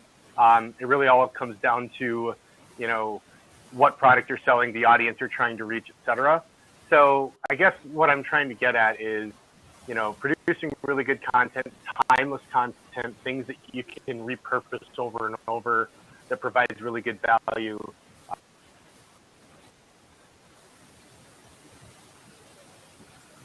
Oh, just did a mime freeze. Screenshot this. Freeze face. And Tony's bringing up a lot of those really, those good ideas. Where you're just connecting them again. Oh, okay. Well, maybe he's back. Maybe he just gets audio. We were talking about that earlier, Robert. We were talking about what's the. I think he's back. If you have something to pick, you pick one or the other. I pick audio. At least you can hear things. Right. Exactly. Otherwise, you're using cards and going. I'm just terrible. I'm on just my data network because Wi-Fi in this building is terrible. I'm really frustrated. You on your phone or are you on a computer? Yeah, the phone tends to, after a few minutes, freeze up. Yeah, the screen's behind me. I don't have a camera or microphone. So actually, I'll be right back. I will jump on my laptop. Give me 1 second. Oh, awesome. Yeah. Yeah, that's an issue with Blab, is that we have to become Ethernet dependent. Right. That'll change. Yeah. I know they're working on it. Yeah, that'll change. You'll get more stability on the phones. So, Jonathan, it's your second time on Blab. This is actually my second Blab. Okay. I've been on them, but this is my actually second hosted one. And I got to say, I love this platform. I really do. Well, look at this. Like, you're talking to somebody, myself in Montreal, Robert is in New Jersey, and Paul is in the UK. Calling in from the UK. Excellent. Hello, everybody. I just wanted to make a very quick point, and then I'll free the seat up, because I pretty much agreed with everything that Brian just said. And but one thing that the YouTube culture has done for us is that production quality, as we remember it, isn't actually as important as it used to be. And, if you're a business, you don't actually have to spend absolute fortunes on good quality content. And in fact, the vast majority of the content I produce, which is of a reasonable quality, they're no Spielberg productions, don't get me wrong, but good enough produced on an iPhone. You know, a lot of the people that are podcasting, I do podcasting. I don't have a studio set up. Most of the podcasts I record are recorded on the iPhone. You know, Robert is talking to us now with his Apple earphones on there. You know, and no doubt this could be made into a podcast, which would be perfectly acceptable for people to listen to. I started one Monday night. $26 headphones. Exactly. Exactly. Exactly. And a lot of the most successful podcasts on the internet right now, you know, are not massive studio setups like, say, Twit TV, you know, like Leo Laporte's mob. You know, Rene Ritchie, who appears on Twit TV from the iMore show, a very, very successful podcast show. They don't use anything complicated. They do it over Skype or Google Hangouts on air or GoToMeeting with the same sort of equipment that we're using here. So my point is that, and what I say to my clients is, you don't have to spend thousands and thousands of pounds on high-end video productions. You can produce something as compelling yourself and will yield the same results for a fraction of the cost. We're omitting ourselves out of work. Actually, I make a living out of that, showing people how to do that. But yeah, it's a disruptor in itself. And I think, you know, being able to easily, quickly, without needing a whole broadcast team, we're actually, I think we're able really to move faster with whatever the trends are, with whatever really needs to be talked about now, instead of going, okay, everybody, let's have a planning meeting, and, you know, have to invite all 26 people, and then we have to, you know, you skip all that. And I think, Robert, I mean, obviously, I don't know, it was maybe a week or so ago, I think I was just hearing, and I think you almost said those exact things. It's like, guys, that's what Blab's about. We're replacing active television in a lot of radio, because people just stream it. They're gonna go back to it afterwards. They're gonna subscribe. I mean, that's the genius of what this platform, and I think Periscope are doing. They're replacing the way we used to consume content, and now we're making it so that people can just go boom like that. You can have a podcast. I mean, you could do like 4 podcasts a day. Robert, I don't even know how many ungodly amount of hours you spend on Blab. You know, but you know, you're out there and you're contributing, and you're making everything else better just because you're providing a consistent message. You know, never do I get on there going like, oh my gosh, what is Robert going to say today? You know, some people do that. Oh, I mean, maybe for a different reason. But especially, he's like, oh man, he's on again. And so the really point is that, you know, we're producing content now, and a lot of people don't think of this as content production. It is. But it is. And but, you know, somebody even said with the Blabs, I mean, you know, I started doing it with Periscopes now because, you know, I have 600 Periscopes I did. Believe it or not, I've saved every single one of them. You can repurpose it. You take the snippets, 5-second, 10-second snippets, make a 2-minute reel. You got yourself a sizzle reel to put out about yourself, about different things that you've said. And somebody I know said in the comments, and I've said it many times before, I mean, same thing can happen with the Blab. Yep. I mean, I could literally save a Blab or go to Jonathan's Blab, and I said something I thought that was really good, just kind of scan myself in through Camtasia or something else, take that little snippet, add it to my little thing, and next thing you know, you have content, but guess what? You're repurposing old content to make new content. You can make like 25 different Blabs out of one Blab. Just put a bumper on the front and back of it, and you got yourself a show. Right. And you know? I think that when we were watching that town hall meeting the other night, I know you were watching that, Robert, because I saw you in there. You know, and that's what Blab is going to. I got from that, and I hope you got the same. That they want to redefine how we view podcasting. They want to take it to the next level, and I think they're already doing that. We're all early adopters of the platform, and obviously it's not got a massive following yet, but I am absolutely certain it's going to be enormous. And Sean alluded to the fact that he felt, I think it didn't go quite the way he wanted it to when he interviewed that guy who was a big podcaster, Daniel someone or another. I didn't think he was. I don't think he gave in quite what he wanted from it. But what I took from it was that Sean seems to think that Apple haven't really done anything massive with podcasting to innovate it, move it forward. Nope. And I think that's what Blab wants to do. And here's a very bold prediction. It's a very bold prediction. You're probably all going to think I'm absolutely mad when I say this. Okay, but there's got to be an end game. There's got to be an aim for those guys. We're not quite sure what it is yet. But how about this? Apple will buy Blab. Nope. No? Nope. Do you know what the submission of Blab is? Go on. To buy Google. They want to buy Google. Yep. They want to build this sucker up, and that's why now they've opened it up. Think about it. We got video. Yep. We've got podcasting now, because how many people are moving their podcasts from Google Hangouts and Skype? They're moving them over to Blab. Yeah, and they're giving us new sources of it. Like they're giving us new sources all the time. Like we can put this stuff up on YouTube. We've got our MP4. We've got our audio file. They're gonna the embedding, and then they're going to embed live. And they also said that they're going to give us different types of outputs for our audio files very soon. Well, I'll tell you what then, Robert. Okay, I'll have a gentleman's bet with you, right? Now I don't drink. I'm a teetotal. Wait, you live in the UK and you don't drink? Wow. I know. It's sad, isn't it? But I'll tell you what I'll do. Here's the deal. I'll send you a bottle.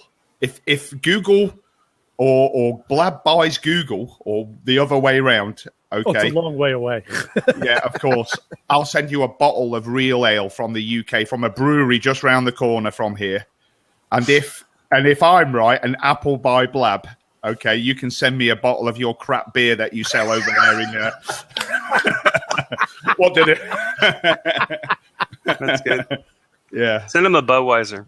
A Budweiser, that's it. I was going to send him a Schlitz. Miller Lite. Miller, that's the one. That was the one I was thinking of, yeah. But you know what it is? I am sure they've already had people calling them about trying to buy it. Yes. They don't want to sell. They're going to be like Snapchat. They're going to hold off. I mean, Snapchat turned down Facebook. Yeah, I mean, what was it? 3.5? How was it? Billion? Billion, yeah. And they turned it down. And you know something? They were smart. Yeah. They were very smart, actually. And I think, Michael Birch, Nancy just said it. Because you got to remember, Michael Birch is the man behind it, financing and everything. They're not going to sell so fast. Did you see that Skype has 4 video panels now? Of course. Really? Has it? Yes. They copied Blab. Somehow. But you can't broadcast it, though, can you? Still. I don't think so. I don't think so. I mean, I was using. What do you mean you can't broadcast it? Well, so for instance, we couldn't sort of put it out on Twitter and say, "Here, watch this live." We couldn't have, But you can record it. You can record it. And you can put it out. And I used to do interviews that way. I know. I had some little bit of software Yes, that ran who in else the went to background. 4 panels? Yeah. Who? Web. My really? Web. My Web? Oh. There you go. Isn't it amazing how this small little company in 2 weeks developed something and all the big boys are starting to copy them? It's because this is being used, and it's being used so well and so fast. Everybody else, honestly, I think they're like, you've got the big boss going, I either want this to happen or I want your letter of resignation. Oh, yeah. And it's a real shame that because I used Google Hangouts, I still use it, to be fair, because this still, in some situations, doesn't still provide me what I need. But I'm sure it will. Live, will that change? Oh, I hope so. I'm saying if they embed this live, would that stop you on Google Hangout? No, that's not. It's presenting tools and that type of thing, and I'm sure that's coming. Oh, they're already working on share screen. Yeah, they're talking. They said it in the town hall that that they were going to, that it was going to be very fun and that they were going to be introducing it very soon. Something's coming up. Remember, Paul? Don't you remember what Sean said? Yes, something. We'll have another town hall very soon. We have an interesting announcement and he put it in his words with capital letters. He would use it as a game changer for Blab. That's what he said. And nobody knows what it is. No. And a couple of the other things that he said about music, because do you remember when the lady said, "Oh, how can I use iTunes stuff?" I don't. I'm iffy on that because of copyright issues. Well, I put copyright in the comments. I said copyright, and about a dozen other people said the same thing. But it was moving so damn fast. I mean, there was 170 people in the room. But then he said, I can't really talk about this right now, kind of thing. And he even went wink, wink. Yeah, and I wonder if, and I was only kind of guessing, as we all are really, because none of us really know. But that made me think, well, maybe they're in talks with, say, someone like Spotify who want to get into podcasting and already are talking about having podcast shows on Spotify. Maybe there might be something there so that somebody could do a music show and import music in from Spotify and stream it on who knows? Well, I mean, getting back to content strategy, Blab is giving us the tools now to repurpose our content. Absolutely. And I think, kind of talking about the copyright issue, the problem becomes is like, if we have, we're on this, somebody pops in and they're having their music in the background or whatever they're listening to, and I use this as part of my podcast show on my blog and things like this. Now, like, how liable am I? Right? You're not. You know what I mean? Like, but I'm saying it's its own stream. It ends up starting to get where it's starting to go like this because everything is so integrated. I think we're going to start I think it's going to start asking the question in really hard terms because this live streaming stuff is changing how everybody consumes their media. Well, I mean, Robert and Paul, that's a good question to ask you guys because you've been in the podcasting stream for quite a while. I mean, there's been a lot of talk about podcasting being in decline, and is this has Blab reinvigorated the podcasting community?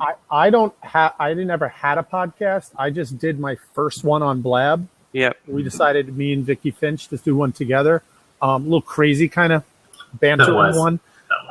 It's called He Said, Red Said. We just did our first recording on Blab, first episode, on Monday night. So podcasting is new to me. I never got into podcasting before. Knew tons of people that did. I mean, that's more Paul's kind of area. Well, actually, I don't. My podcast is not a show the way that we all understand it, because I use the podcasting for citizen journalism. So I go out in the community and I interview people on my iPhone with a little Rode microphone stuck to the bottom of my iPhone, and we talk about things going on in the community. And that's my podcast channel, so to speak. It's not a show. But to answer your question, Brian, I think that podcasting is definitely not in decline. If anything, it's going up. It may have slowed down a little bit. That growth may have slowed. And I don't know about in America, but in the UK, podcasting still isn't quite mainstream. It's not quite broken through yet to mainstream. And I think there's a lot to do with the perception of because, I speak to a lot of people and I'll say, did you listen to my podcast or whatever? And a lot of people don't even know what a podcast is. When you say radio, you think of a little square box with a dial on the side of it. And I think that Blab will definitely redefine how people view podcasts and will help to make it more mainstream. I'm certain of that. And where we see YouTube stars, which is becoming quite commonplace now. People are emerging on YouTube as real stars and really monetizing themselves as celebrities, in fact. I'm pretty sure it won't be long before we see that happening on Blab. And already there are some stars, Robert included, who are emerging on the platform. There's one Blab show that I love and I'm sure is going to be a huge success, and that's the Tech Blab. Those guys are doing some really good stuff. I subscribe to everything they do. I'm on their Facebook page. I do too. I absolutely love it. And the fact that they're not uber professional is actually the appeal. Mm-hmm. It's the appeal of these guys. And I think that we're going to see more and more of that, not just on Blab, but on other platforms as well. It's not scripted. It's not scripted. It's genuine. It's authentic. Yeah. And that's what we're going to see. Nancy brought up a point that, by the way, for the 29 people in the room, Nancy Merlin, today's her birthday. Happy Happy birthday, birthday, Nancy. Nancy. Hey, Happy birthday, I'm Nancy. going to jump off and let Nancy in so you guys can celebrate her birthday, okay? That's good of you. But Nancy made a big point. It's going to cause Blab, this type of thing. It's going to cause many people who watch it, to start dipping their toe in the water if all the tools become easier to use as a package. And to be honest with you, that's the only reason I started a podcast. Right. I didn't get into, had to get the mic and had to get this and go get the editor and go get that and go. I don't have time. Now I have this, and I did it in 10 minutes later. I had the audio ripped already, sent to me. And it's Fantastic. like easy to, and then when they add, which I know they're going to be doing, they're going to be adding in the annotations Annotations, yeah. that you can mark things along the way, which Show editing notes. becomes like nothing now. Yeah. Yeah. You won't have to worry about show notes and things like that because it'll all be done for you. And they were the three things that they said. And now we add wasn't PodClear into it, which Yeah. everybody has spoken very well of PodClear. I don't know a lot about it, but everybody's spoken very well about it. yeah, It's just going to be more and more. It's just there's going to be a lot of podcasts that are born like mine with Nancy. I know Nancy's got her own podcast, and now she's ready to step it up. yeah. Happy Hey, birthday! Nancy. Welcome. Happy Thank birthday. you. Hi, It's so everybody. good to see you on your 21st. Well, I am at least 21, so you're right. Hey, Jonathan, Yeah. Robert, and Paul. How are you guys doing? All Doing good. great. Good, thank you. Good. Thanks. I didn't mean to take up a seat. I had to. Sorry, I'm not dressed very well, but I have to show you I'm casual today because I have It my is your birthday. birthday. You're allowed. Fantastic. It's my day to play. And- Put a play T-shirt on. And somebody's made the point, and quite rightly so, that it's International Podcast Day today. I know. Really? Yes, it is. Wow. It is. They're gonna actually. Blab has encouraged. I Was think an 30 ongo- some hour, a day and a half of podcasts. Non-stop. They have definite time slots where they've invited podcasters to actually broadcast on, or not broadcast. Well, how Is it they've like done a that? Blabathon? Like Yeah, that kind thing? of. Well, how they've done that, and this co-host feature that they brought in time for that, so that could happen. And there's It's like there's they had one. a content strategy for that or something. They must have done. Imagine that.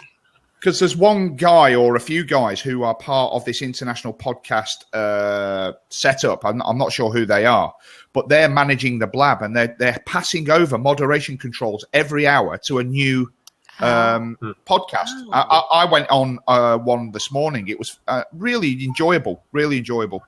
That's fun. That's a great idea. Hmm. It really is. And we're going to see more and more of these tools that are going to be made available to make these things more compelling. Go ahead, Nancy. Yeah, and they're smart to attack podcasting because it's built into what's already going on here. And even though podcasting really is not that complex and it's become much easier than it ever has been, there are still several steps that we have to go through.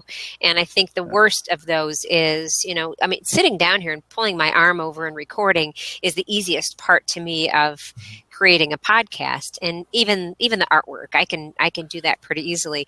But then, people deciding if they need a bumper on the front, if they need bumpers and if they need to do any editing.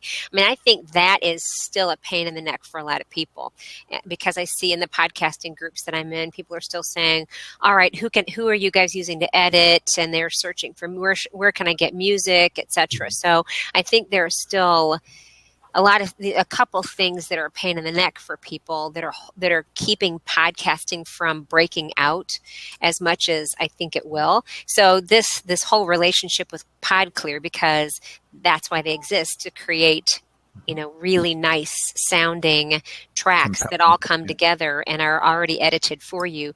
I'm anxious to see what happens. And I would hope that as they develop the podcast, almost like it's becoming like a podcast community. But what I really hope is that as they do this in the video formatting, that they make it so easy to share. I can't help but not share it, right? Like I want it to be able to, so that when people come on, it's not just like a Twitter bird. And not that I want to clog up every feed everywhere, but I want to be able to take this and move it to exactly where I know my audience is. Right. And be able to, I think the easier they make that, the faster, the bigger the viewing audience, just outside of even, it's going to invite more people in to listen to podcasts now. I think that's going to happen. Definitely. That's definitely going to happen. I do too. It's going to be, what would be, you guys were speculating about, Paul, you mentioned that maybe a partnership with Apple and iTunes, and Robert said no because of the Google relationship, et cetera, or the Google dream that they have. But when you take it out several steps and know that, one of the other difficult steps is then actually, but it's not that difficult, but it's actually registering your podcast, securing space on Libsyn, for example, or Blueberry, or one of the other sites, and maybe Libsyn is the partnership. I don't know that they have, and then registering it with iTunes and then getting those up. That's another sort of place people get clogged up in the pipeline. So I wonder if I wonder if a Libsyn type relationship is the one that they're talking about. And he did mention he hoped to have it announced by the end of this week. So I can't wait. I mean, that would be a hole that needs to be plugged. I think that you're absolutely right. And services like SoundCloud, and there's another service, I don't know if you've heard of these people, but I use them here in the UK. They're called Audio Boom. And they do a similar sort of thing to SoundCloud. And actually, they make it very easy for you to get your podcast on iTunes using an RSS feed. And I hope, because there is an API there. So I hope that Blab will do the same and make it easier for content producers to hook their content into iTunes and just make the process seamless, because that is possible. The other thing that we ought to do as, I suppose, early adopters of this platform, and I'm pretty sure Robert, because I've seen the way that Robert behaves on Blab, and it's fantastic how nice he is to new people who come onto the platform. Who was going there for a second? Who are clearly new to it and don't know the way around it. It doesn't cost anything to be nice to people or to be. I just polite. told Jonathan I actually got to jump off, so it was great talking to you, Paul and bye. Nancy. Again, happy birthday! I'm sure I'll talk to you later. I hope so. But Take care, everybody. bye, Robert. All the best. Robert. I think we all have a responsibility as members of this community, like you would in real life in a real community, just to be civil to people and show some community spirit, and not be snobby towards people who have just come on and clearly don't know their way around it and all the rest of it. Because those people, if you're not careful, they could be the future stars who you may want to be on one of their blabs, and they'll have a memory. They'll have a memory. And it's just the right thing to do. Yeah, absolutely. I mean, Robert's nice to anybody at any stage of their live streaming career, and in any other way too. I mean, I watched him on Periscope from Periscope Summit last week, and he's just he's a gem of a guy, and why deserves a success. He deserves a success because he clearly works very hard at it. And, and he's nice with it. So why wouldn't you want to listen to him speak? Because he's such a nice guy. I'm going to free up my seat for someone else now. Sorry, I didn't get to speak to you, Anthony. Can't hear you, Anthony. We can't hear you. Yeah. Can you refresh? Maybe just try to refresh. But bye, everyone. Thank you very much. Well, thank you so much. It really was a pleasure. Thank you so much for joining us today. Likewise. All the best. Nice to meet you, Paul. Bye, Anthony. Jenny Q had a question, Jonathan. She said, like Robert, I'm new to podcasting. Do most podcasts find a home in one place, i.e. iTunes, or are the same podcasts published on different platforms? And the answer to that is yes, they do. I mean, iTunes is the de facto, you have to be there because they have critical mass, and that's where everybody goes to look for podcasts. I mean, the only Apple device I have is my iPad, and I don't use it that much. So I'm on my Android all the time, and I have to download an app actually to subscribe to podcasts. But so you do have to, so iTunes, yes, that's where you want to register it. You have to pay a little tiny bit to do so. And I use Libsyn actually to store my content. And but then people also go, Jenny, to Spreaker and Stitcher and they place their podcasts there as well. And then even on SoundCloud.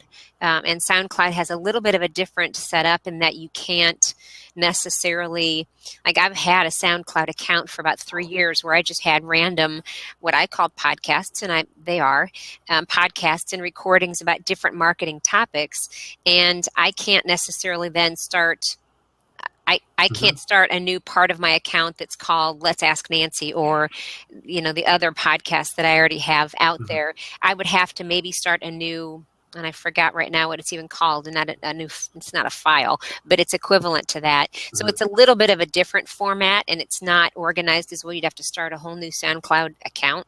But yes, you can post them in different places, Jenny. You can even post your podcast recording with a still image or even a moving image on YouTube if you want. And that's one of the things I think that Blab is going to be influencing, maybe is the best word to say, is that they're going to get away from where you have to do this and you have to do this, you have to do this, you have to do, and it's like a 47-step process to get like a half-hour show out. And you're like, I'm spending like 2 hours trying to get a half-hour show out. Now, granted, good quality content is worth the production, but why would you spend all that time when you can use this platform? It's all together and it's posted, and there's the simple answer. And that's why, honestly, that's why Apple got so good at what they do. Well, exactly. And it's interesting because, and it can be done because I also use a tool called Audello, Audello, and it serves as that distributor to SoundCloud and iTunes and any other sources that I want it to send the RSS feed to. So that, and they have the players, different players that you can use, and you can change the colors and et cetera, and you can basically actually avoid the iTunes store by filling out the information. You can avoid it on an ongoing basis. You still have to register there, but you can actually not have to visit iTunes again by just posting your podcast through Audello. So it's it does exist, and it really, I can't wait to see what it is that Blab, which, if it is one of these, what it is that Blab has in mind next. And when are they scheduled? When is the next town hall? Is it? Well, I think they have them once a week, but his comment the other night was, his comment the other night was, I hope to have an exciting announcement about a partnership by the end of the week. So I don't know that there is an official one scheduled for whatever this announcement is. They're probably waiting to see if they can get, by that comment, him not having a definitive date, perhaps that meant that they were still working on the partnership and, didn't have a defined date. I don't know. Sure. I haven't heard it yet. Anthony, I know you've been trying to get in, and Mohammed will have you kind of comment in. Anthony, thank you so much for kind of keep trying and then getting in there. And thanks, man. I love to hear and love to connect with you. So, okay, what's up, guys? I'm good. You're still a little muffled.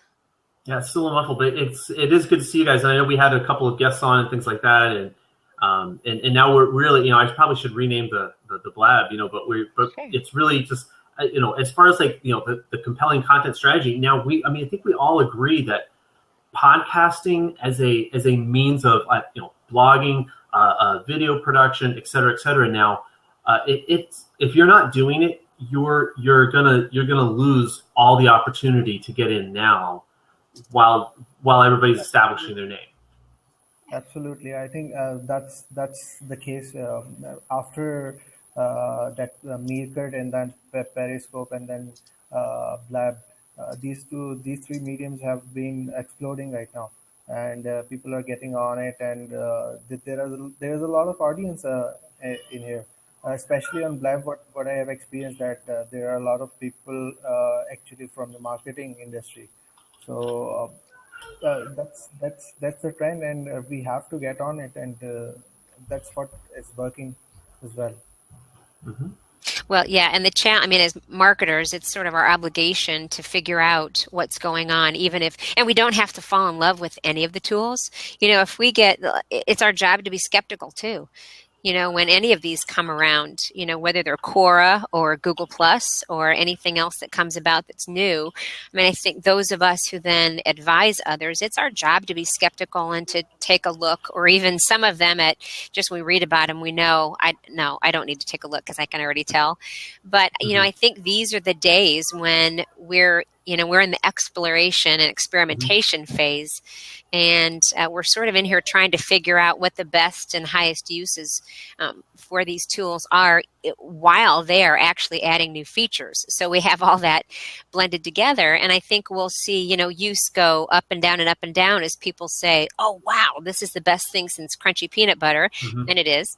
And then they get, I've run out of topics. I don't know what to talk about anymore, and I think I've given all my good stuff. And then they'll watch Jonathan start a blab, and they'll say, oh, well, Jonathan's talking about that. Yeah, I know about that. I can talk about that too. So I think we'll see adoption take many, just like that's no different than we've seen for LinkedIn, Facebook, and Twitter, and the other blogging, even, you name it, you name the platform. We see adoption take these different forms, and even the people that get angry and say, oh, these people are so stupid. They're just chasing the next shiny, bright object. And I've seen that a lot, where they think some of us are nuts, for actually spending a lot of time in these spaces. Yeah, but the problem that we come into is that if people are actually using it and it's serving our purpose and it's syndicating our content, then why is it, it's the difference between fool's gold and gold. Right. The only way you're going to know is by touching it. You have to touch Blab. You have to touch Meerkat, Periscope, and Blab, because I can come up with the simplest explanation of what Blab is. It's a 4-person live chat where anybody can interact, that anybody anywhere can interact with.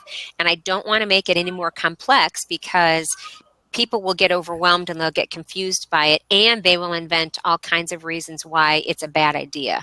And I had a conversation with a really good friend of mine who works in some of the same, in the professions as I do. And he said, yeah, but they're not going to use it. They're barely using Twitter and Facebook.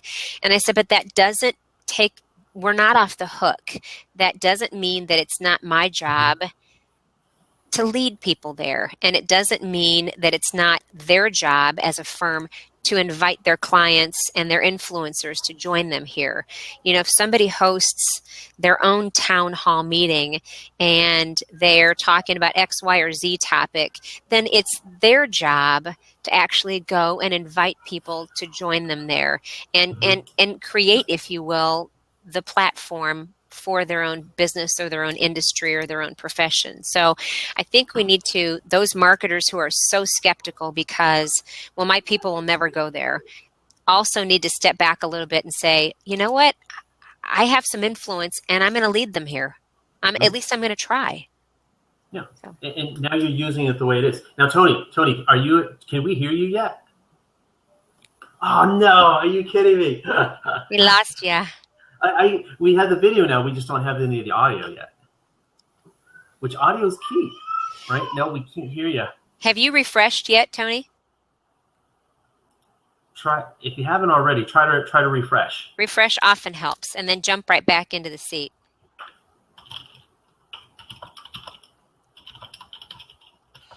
Some people were so sweet, and you can kick me out of this chair anytime you want, Jonathan. I'm trying to go back and find the sweet people that said happy birthday. Sharma tweets I haven't acknowledged.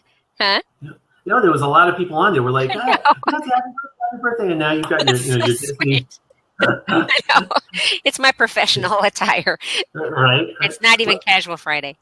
And I think, and we started this out today, really as like talking about compelling, creating a compelling, content strategy, just as I said, and we've talked about just some of those 4 kind of like those components. And sure enough, as soon as we started to get, it's like, I think like Robert jumped in, and the conversation immediately started to go towards podcasting. And the reason why I think is because that's where it's at right now. I think that is. I mean, we have live streaming, but essentially this is just video, video podcasting.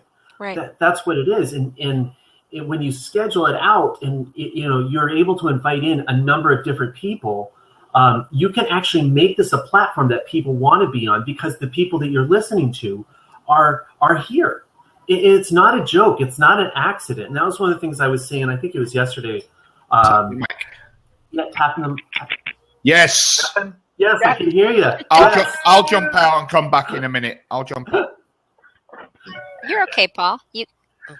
Well, what I was trying to say earlier. Hey, hi. Everybody give us a props. Give us a props. So, oh man, now I totally forgot my train of thought. I had something really good I was going to say, and now I can't. It'll come back to me. But that happens to me all the time.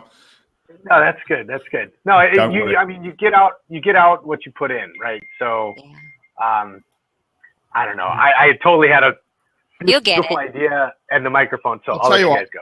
While I'm talking, you think it'll come back to you. It'll come back to you. Don't you worry about that. It will. Just on your point, Jonathan. Podcasting, I think you're right, is where it's at, and there's a massive potential for growth, and I think Blab see that.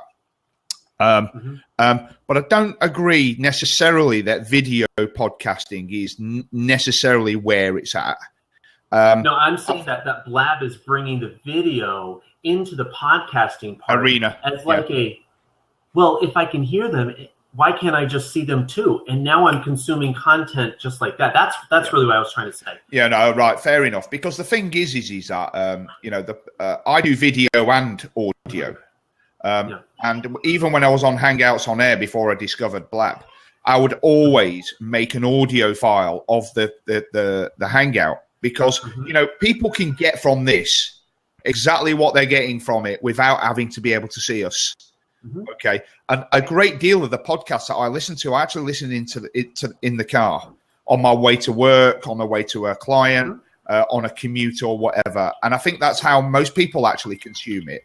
And the bottom line is, you cannot watch a video, or you certainly shouldn't watch a video when you're driving. Right.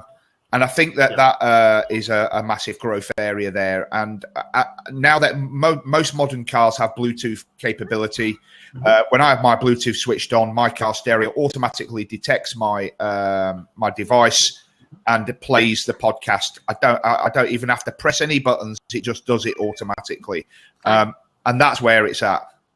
And I know a number of podcasters, and one particular, but he before he ever even did record his first one, he says, "Look, this is going to be high quality. I'm going to do this audio only, and I'm going to keep it to."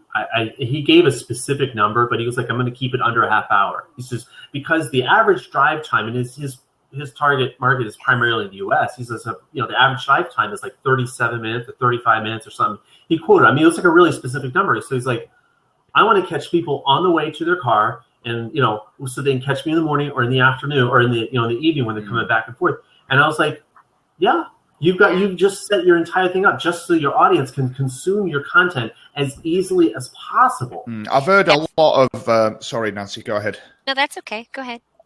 I've heard a lot of people lies about the length of a podcast, and it should be, you hear some people say no more than 40 minutes. And I think that mindset comes from radio broadcasting, and the tools that Blab are talking about bringing in, like annotations, actually, and provided that they can transition that facility over to a mobile app, and it works in an easy way for the listener. I don't think length actually matters anymore, so long as you put in a good description about what you're talking about at that point in time, and so that people can skip to that whatever's of interest to them. Then I think that the length of it doesn't matter. I mean, I've sat down on Blabs that go on for 2 or 3 hours quite happily. So I don't think length actually has anything to do with it anymore. At the end of the day, if you don't want to watch it or listen to it, no one's forcing you. Yeah, I think it's interesting, Paul. I think we're finding, and really it depends on the person. We're all different, and we have different things that we like and don't like.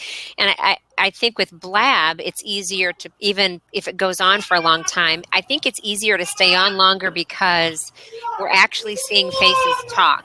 And it's like sitting down at a seminar or a conference or at lunch or at dinner and actually sitting around talking about a subject. And I think our tolerance for doing that is a bit longer. I think podcasts, my tolerance for listening to an hour-long podcast is, unless that person is so compelling that I have no choice but to learn from that, and I won't sit and listen, even if it's in an hour-long car ride.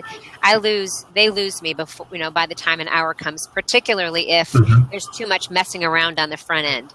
Where they don't get to the point. So I think it's attention spans too on just audio that we have to be careful about as well. Yeah, I totally agree with that. And just kind of, going back a little bit to what we were talking about, I found my train of thought. Nancy, you mentioned, how people, are like, I might not want to be on a certain platform. My people won't get there. Well, something that I learned a long time ago that really works both digitally and traditionally is just to be present, right? So if you're not present, how are people going to find you? So, Nike said it, just do it. It doesn't have to be perfect. As long as you're there and you're present and you're in front of people and, you talk with conviction, you provide value, and you do it, what's that word? Altruistic, right?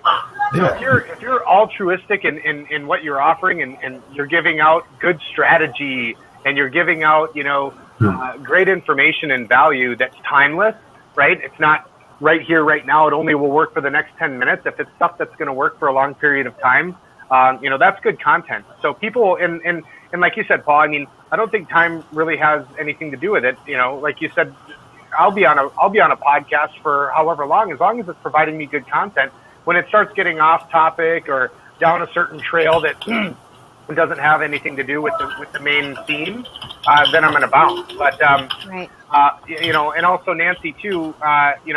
When you're on Periscope, when you're on Vine, when you're on Snapchat, when you're on Facebook and Twitter, and the reason why they have all these different platforms is so, like Paul said, you can be there when you want to be there. When you jump in the car, it automatically goes to that podcast. When you get into the office, you've got your favorites or your bookmarks. So you've got the content that you subscribe to everywhere you want it to be. And I think podcasts are making a huge comeback. I think the podcasts that I really enjoy listening to are the ones where they have guest speakers that are thought leaders in their industry, or they're, business leaders, and, they're providing amazing information. It's not only motivational, but it's things that you can literally implement today, right now, this minute.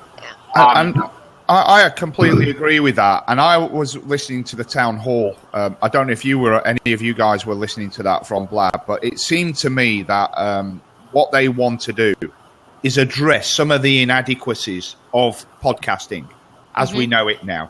So going back to what you just said, what you were both saying there, Nancy and Anthony, about the length of podcasts. At the moment, the only ability we have with a podcast is to skip 15 or 30 seconds. So if things are going off topic or you don't want to listen to the adverts, that's the only thing you can do is skip backwards and forwards, or forward maybe half an hour. With the introduction of annotations, I think that will start to really sort of redefine how we listen to podcasts, because, if you're doing a podcast about, I don't know, sports, what's been going on in the sporting football world for the last week, and you're a Manchester United fan, and you don't want to listen to stuff about Chelsea or Tottenham Hotspur, you can do the relevant part. And if you're in the car and your journey's only half an hour or an hour, it doesn't matter. You can get straight to that bit. In fact, there may even be the ability to bookmark in such a way that they're the only bits that they play. That I think is probably, if they could figure out how to easily implement that, you could have an hour and a half, 2 hour podcast for a week or whatever, and you just shows. Just knock it. Hey, this is my guest. But then, I guess that just kind of begs the question: well, why don't you just produce 4 different podcasts? If it's going to be like that. But I understand what you're saying is that I like the idea of being able to bookmark, maybe say like a topic change, or like hey, this is our commercial break, and obviously they've monetized it that way, where they put the break in just before the commercial, so you got to listen to the commercial to get to the next part. But like a table of contents. Yeah, that's exactly what it is. Yeah. It's what? I'm sorry. It's what? A table of contents. Yeah, exactly. Where you've got links where you can just skip the different pieces of the show, or when a certain person joined.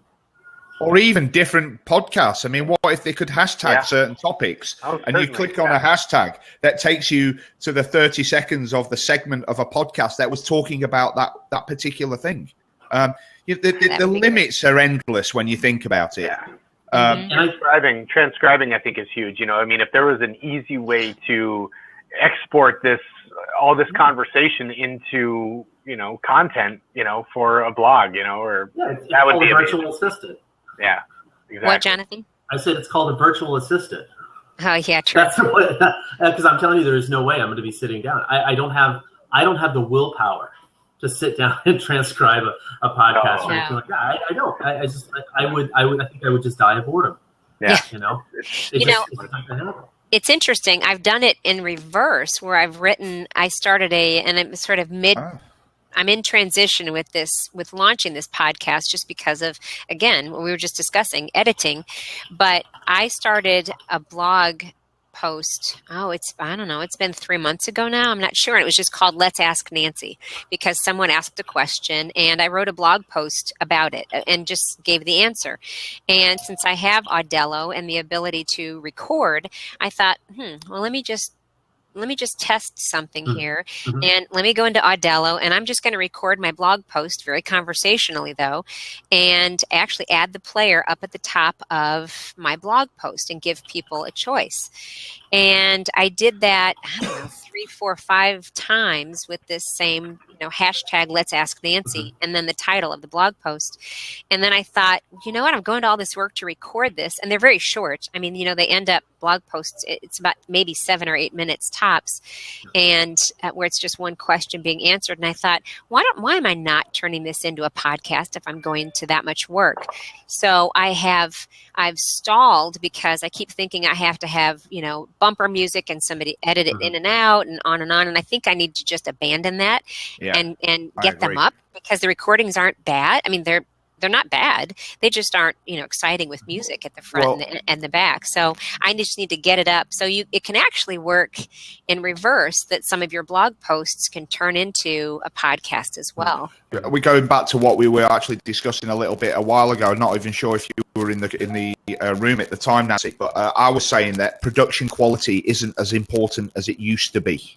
I know. And I think that YouTube is responsible for that in a good way, because, we see these internet stars appearing with literally millions of subscribers, and all they've got is a webcam like we have, and you're right.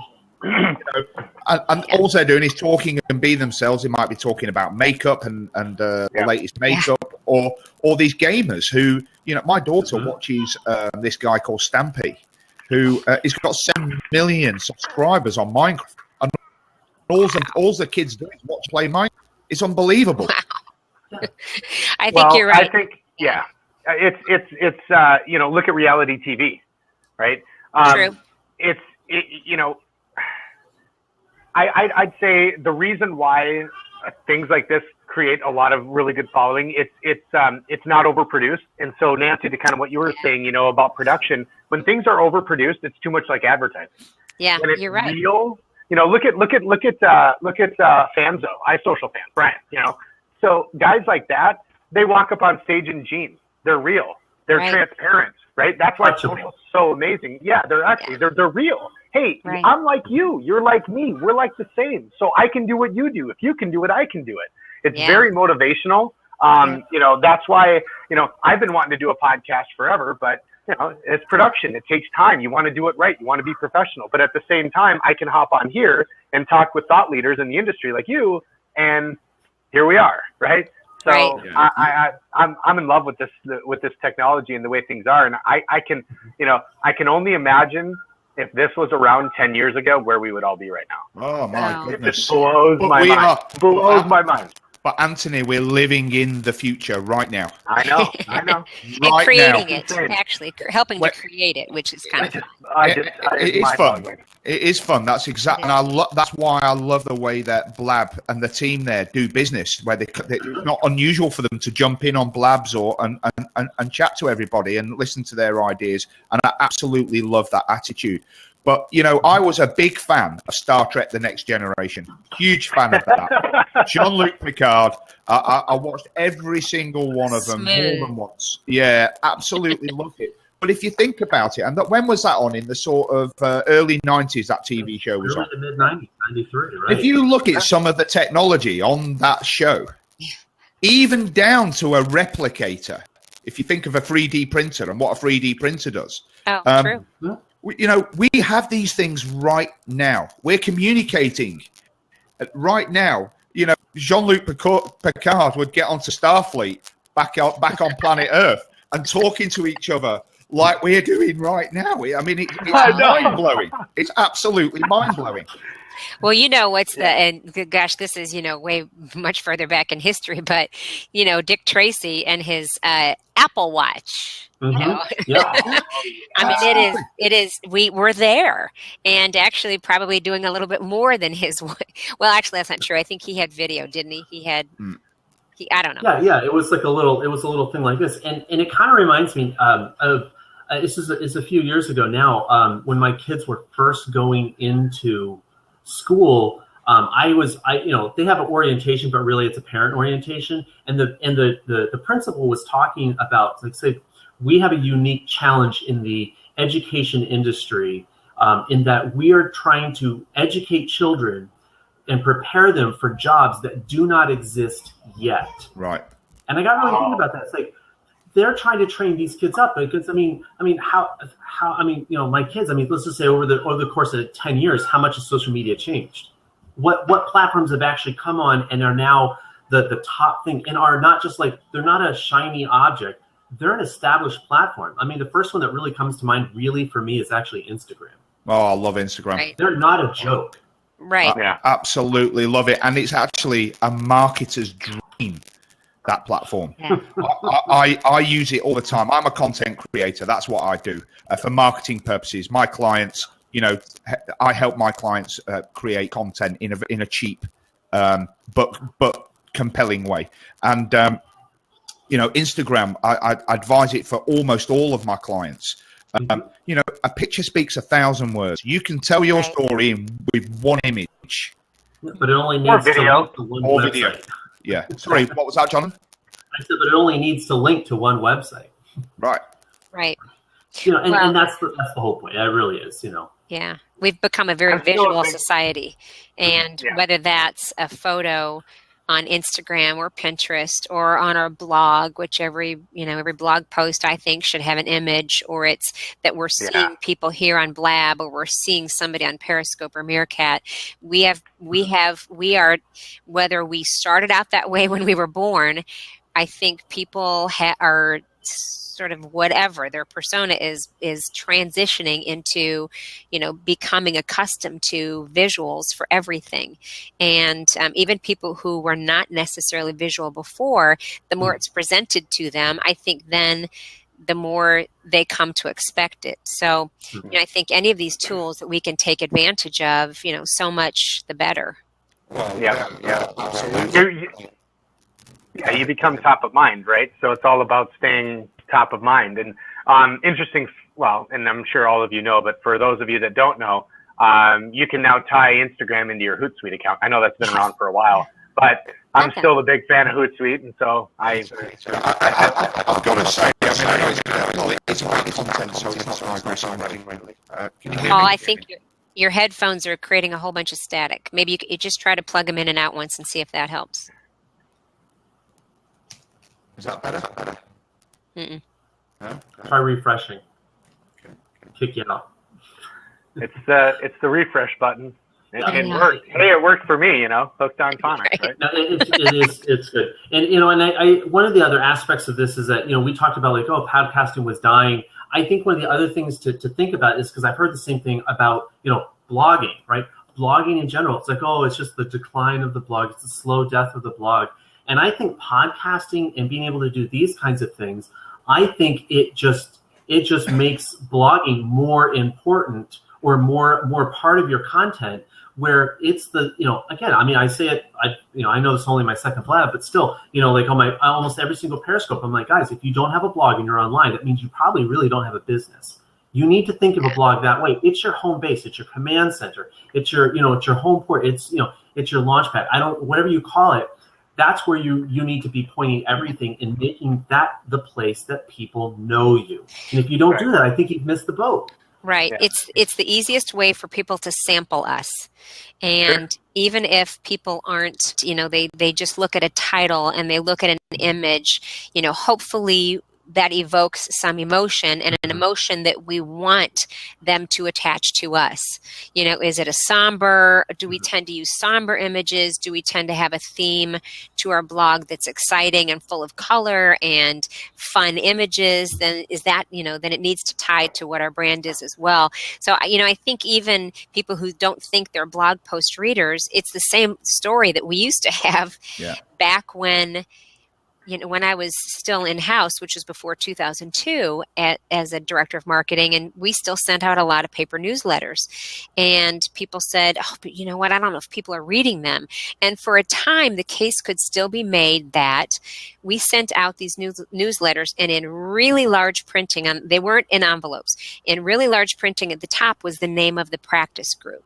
And our contention for a while was, even if they take that out of their mail and they pitch it, they have looked at real estate practice as they're doing it, or they've looked at whatever the practice, banking law, whatever the practice happens to be.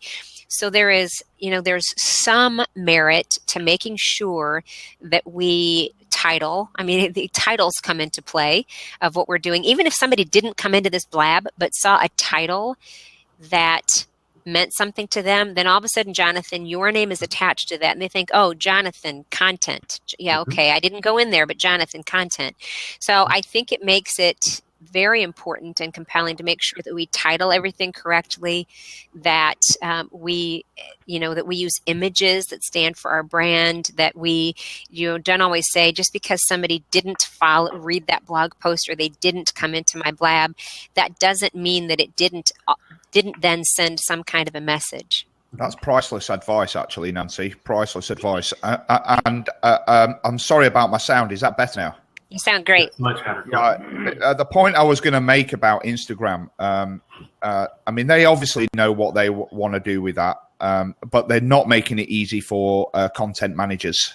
That's for certain.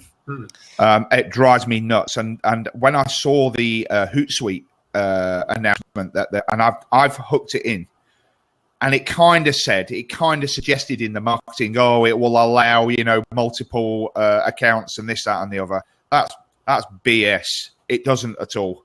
And really, all it is, in essence, don't get me wrong, it does help. It does. It is better. It's a step. It's better to have it. It's better to have it than not to have it. Put it that way. Right. But it's still, all it is a reminder service to remind you to post your, if you're scheduling, kind of thing. That's really all it is. And I'll tell you what, I would pay £100, which is a lot of money as apps go. I mean, if we think about the most expensive app I've ever bought is £8. Okay. I don't know what that is in dollars. That's the Twisted Wave podcast editing thing for my iPhone. That's the most expensive app I've ever bought. But I will pay £100 for an app that allowed me to post to multiple Instagram accounts seamlessly, switch between.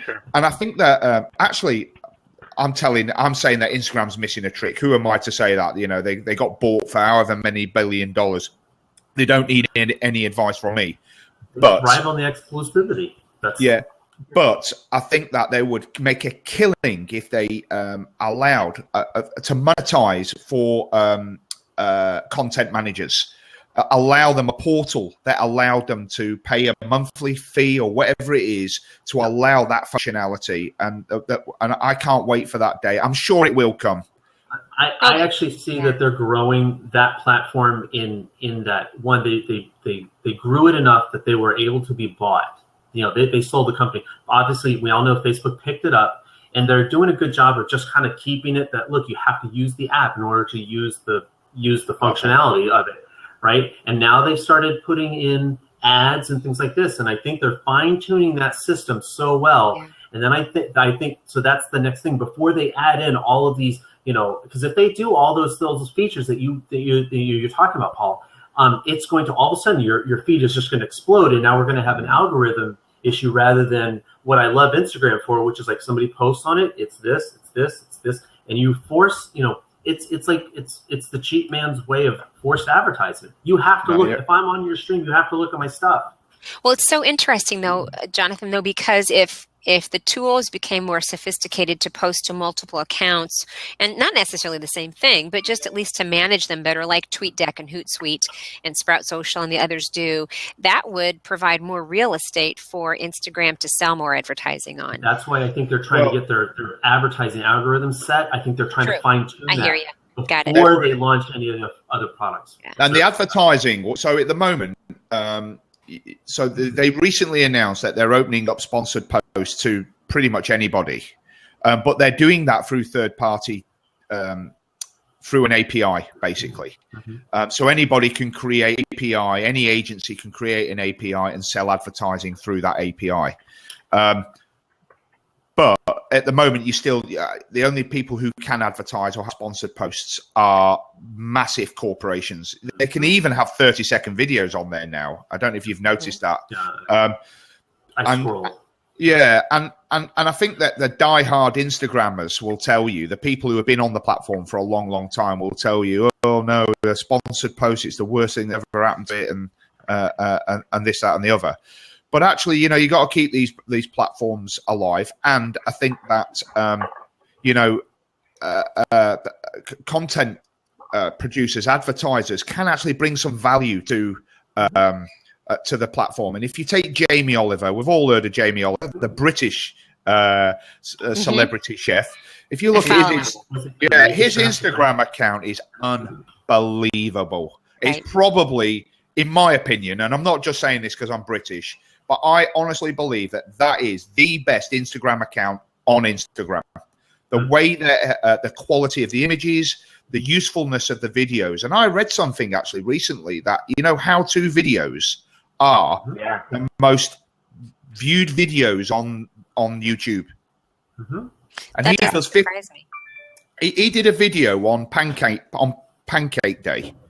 15 seconds on how to make a pancake, right? It was absolutely brilliant. I love it. It's free info. If you're giving away free info, people will subscribe. That's why how-to videos are awesome because, And let's not make any mistake. He's a business, a very successful business. He's a brand, okay? He's using that platform to promote his brand. Yet he still manages to do it in a subliminal way and offer some value to the platform and to his viewers. And he's got millions of subscribers, millions of followers. So they obviously see the value in it. Yeah, exactly. And again, it's that way for people to sample us. I mean, if people didn't know him before, Jamie Oliver, if people didn't know him, then they sure do get a flavor for what he's like. And he's a barrel of fun. Oh, he's brilliant. As well as he's brilliant. Yes. Yeah. Yes, your word. But do you know what he did though? What we're doing now? Actually, Jamie Oliver was doing when he first started in broadcasting, it was very raw, it was very unpolished. It was very authentic, very genuine. All it was one camera with a woman who was narrating it behind the camera, asking him questions to coach him on, to get the best out of him while he was cooking. It was a very simple format and almost, in its raw form, not dissimilar in broadcast quality to what we're doing now, really. Yeah. So he's a real pioneer, I would say. Yeah, I agree. I agree. The moral of the story is, produce content. And not necessarily a lot of it. It's really, I think we all know. I think I go around this. You guys are all more the experts than I am in this, but you guys already know it's not about how much you produce. I would rather read one really good blog article than 50 sucky ones, right? Yeah. I don't want to read crap. I want to see good stuff and how it relates to me, and I'll find it. I'll search it out, and when I find it, I hold on to it. I'm following it. I bookmark it. I do whatever, and I come back, and that I think is, and again, my whole thing is I really try to help. I really try to focus on new content producers. Guys, if that's the one thing, it's produce better content, even if it's slightly slower than what you may feel that everybody has to. Okay. Otherwise, you're going to get lost, and people are going to know you for producing bad stuff. Well, exactly. Yeah. And your whole title to this, to this Blab Create a Compelling Content Strategy gets back to the basics. If people don't stop and take the time and create a plan, and that word scares so many people off. No, I don't want to create a marketing plan. I don't want to, and then the content plan usually falls out of that. You know what? It doesn't have to be any more than a page long. What do you do? Who would you like to do it for? What are the messages you would like those people to know? Where do those people hang out? And then you just say, oh, all right. I want to do business with people like Paul, and I want to help him with this. And these are the 5 things that if I wish I had Paul in a room or across the table, these are the 5 things I wish I could tell Paul about what I do. And then you say, okay, Paul, gosh, I'm looking at Paul. I just did a Google search on Paul. And you know what? He's hanging out on Instagram. He's on Facebook. He's on Twitter. And he's spending a lot of time on Blab. So then what do? You say, all right, I want people like Paul. These are the 5 messages I want him to know. This is where people like Paul hang out. Now just create your to-do list, which is a calendar of what you're going to produce. So, don't get scared away by, I know you guys aren't, but I don't want people to get scared away by thinking that they have to step back a little bit and create a plan. It really is not rocket science. It's just taking the time to do it. Absolutely. And if I could add to that, Instagram, for instance, so if you're a business, a lot of businesses just do business on the internet now. They're not customer facing like you imagine most businesses to be. And the thing is that let me just stop this because I've got someone trying to ring me. Sorry. The thing is, you could just use Instagram. It doesn't have to be this plan that you're talking about, Nancy. It doesn't have to be anything more than just give a window into your business using Instagram. Let people see what goes on behind the scenes. Let them see how passionate you are about what it is that you're, that what you're doing, what you're trying to sell, what you believe in, and your core values, and that will shine through on your Instagram account. And that in itself, you don't have to be a photographer. You don't have to spend hours editing your images or videos or whatever. Just take a picture of what's going on right now, and it can just be something as simple as that. People love that. People love the behind the scenes, tour of what we're doing. I mean, just imagine if you were in the middle of, I don't know, whatever it is, writing, creating your next online course or writing a blog post or doing something graphic, and you just give your phone to somebody and you're about ready to pull your hair out, or you're just laughing at yourself, and have them take a 15-second video where you're going, this is making me crazy. I'm trying to write this blog post and I'm stuck. Because it's real and relatable. Yeah, people would crack up. And now if that's not your brand, don't do it. But, it really, sometimes that stuff is so human that people just eat it up. They relate to it, right? And so I'll give one quick example of exactly that. I was doing a huge campaign for a fine dining restaurant. I mean, this is the #1 fine dining restaurant in North Dakota. And I was doing a behind the scenes look at what they actually do. How do they make this amazing food, right? And they had a halibut. Had to be, I don't know, an 80-pound halibut or 90-pound halibut. And it was in a box full of ice. And two of the chefs had to pick it up by the tail to get it up on the table. And they were holding this fish up. And it was ginormous. And I'm back there with my camera. And I said, wait, hold on, right there. Let me take a shot. I took a picture and I looked at that. And I was like, they'd never done anything like this behind the scenes before on Instagram or social for that matter. And I thought about it. And before I even got approval to post it, I posted it with a question of, how much do you think this fish weighs? And it still get answers. I mean, this is 2 years old, but it was their most amazing picture. And I almost didn't want to post it, but it was that behind the scenes, that fish sold out in 2 days, Phenomenal. So, I mean, it's, it was amazing. So, I mean, you're absolutely right. It was transparent. People actually the one goal that I had for that entire campaign was to create advocates. How do you create advocates of a business if they don't know who that business really is? If I want to tell a friend of mine about a product or a service, I better be very intimately involved with that because, hey, I'm vouching for this product or service. If I tell a good friend or family or someone from church, whatever, they go and buy that product, then it breaks down on them. I look like an idiot.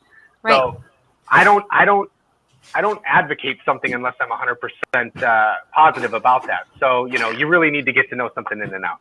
I'm going to leave that, guys. I'm going to leave. I was going to say, we're halfway. We're on the tail end, and I was just going to ask you if you guys want to go around. Just give us for somebody that's just starting out, in whether it's podcasting, creating content. If you have one thing you wanted to tell that one person, it's like, hey guys, you got to do this or avoid this. What would it be? Paul, Paul, you go first. Okay, don't get hung up on followers. Right, it's not important. All right. Don't get hung up on followers, the amount of people that follow you, because organic followers is what you're after.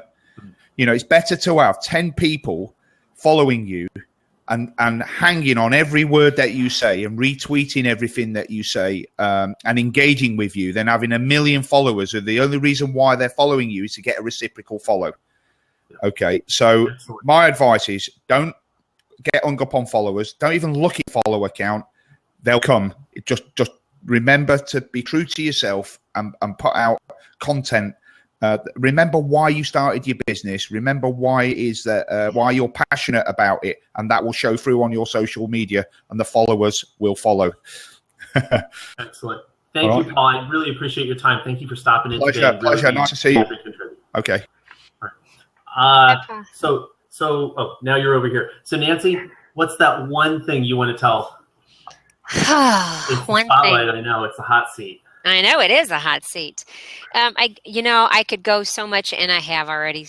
I could go into content and make sure you plan a little bit and figure out what it is you want to say. But I think underneath or on top of all of that is that I think the fear of failure is incredibly real.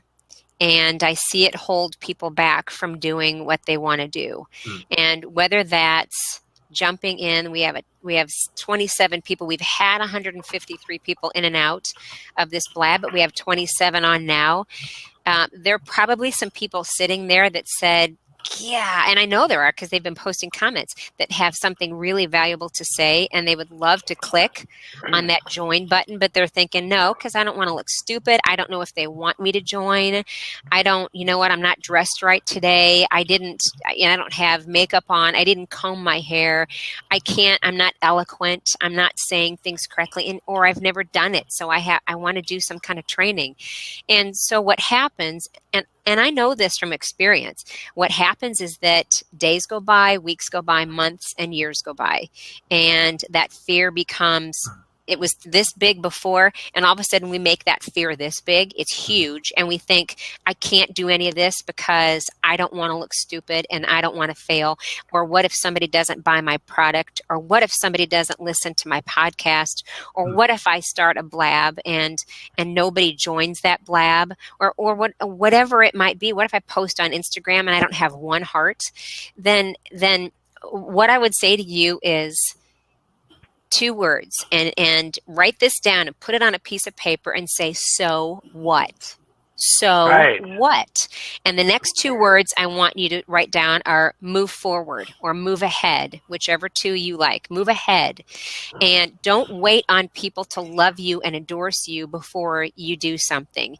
And I wish I could remember who said this, but it's don't wait to be chosen. Choose yourself.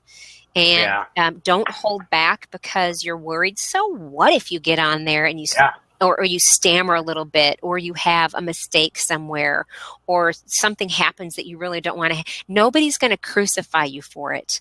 And if they do, then that person's kind of jerky.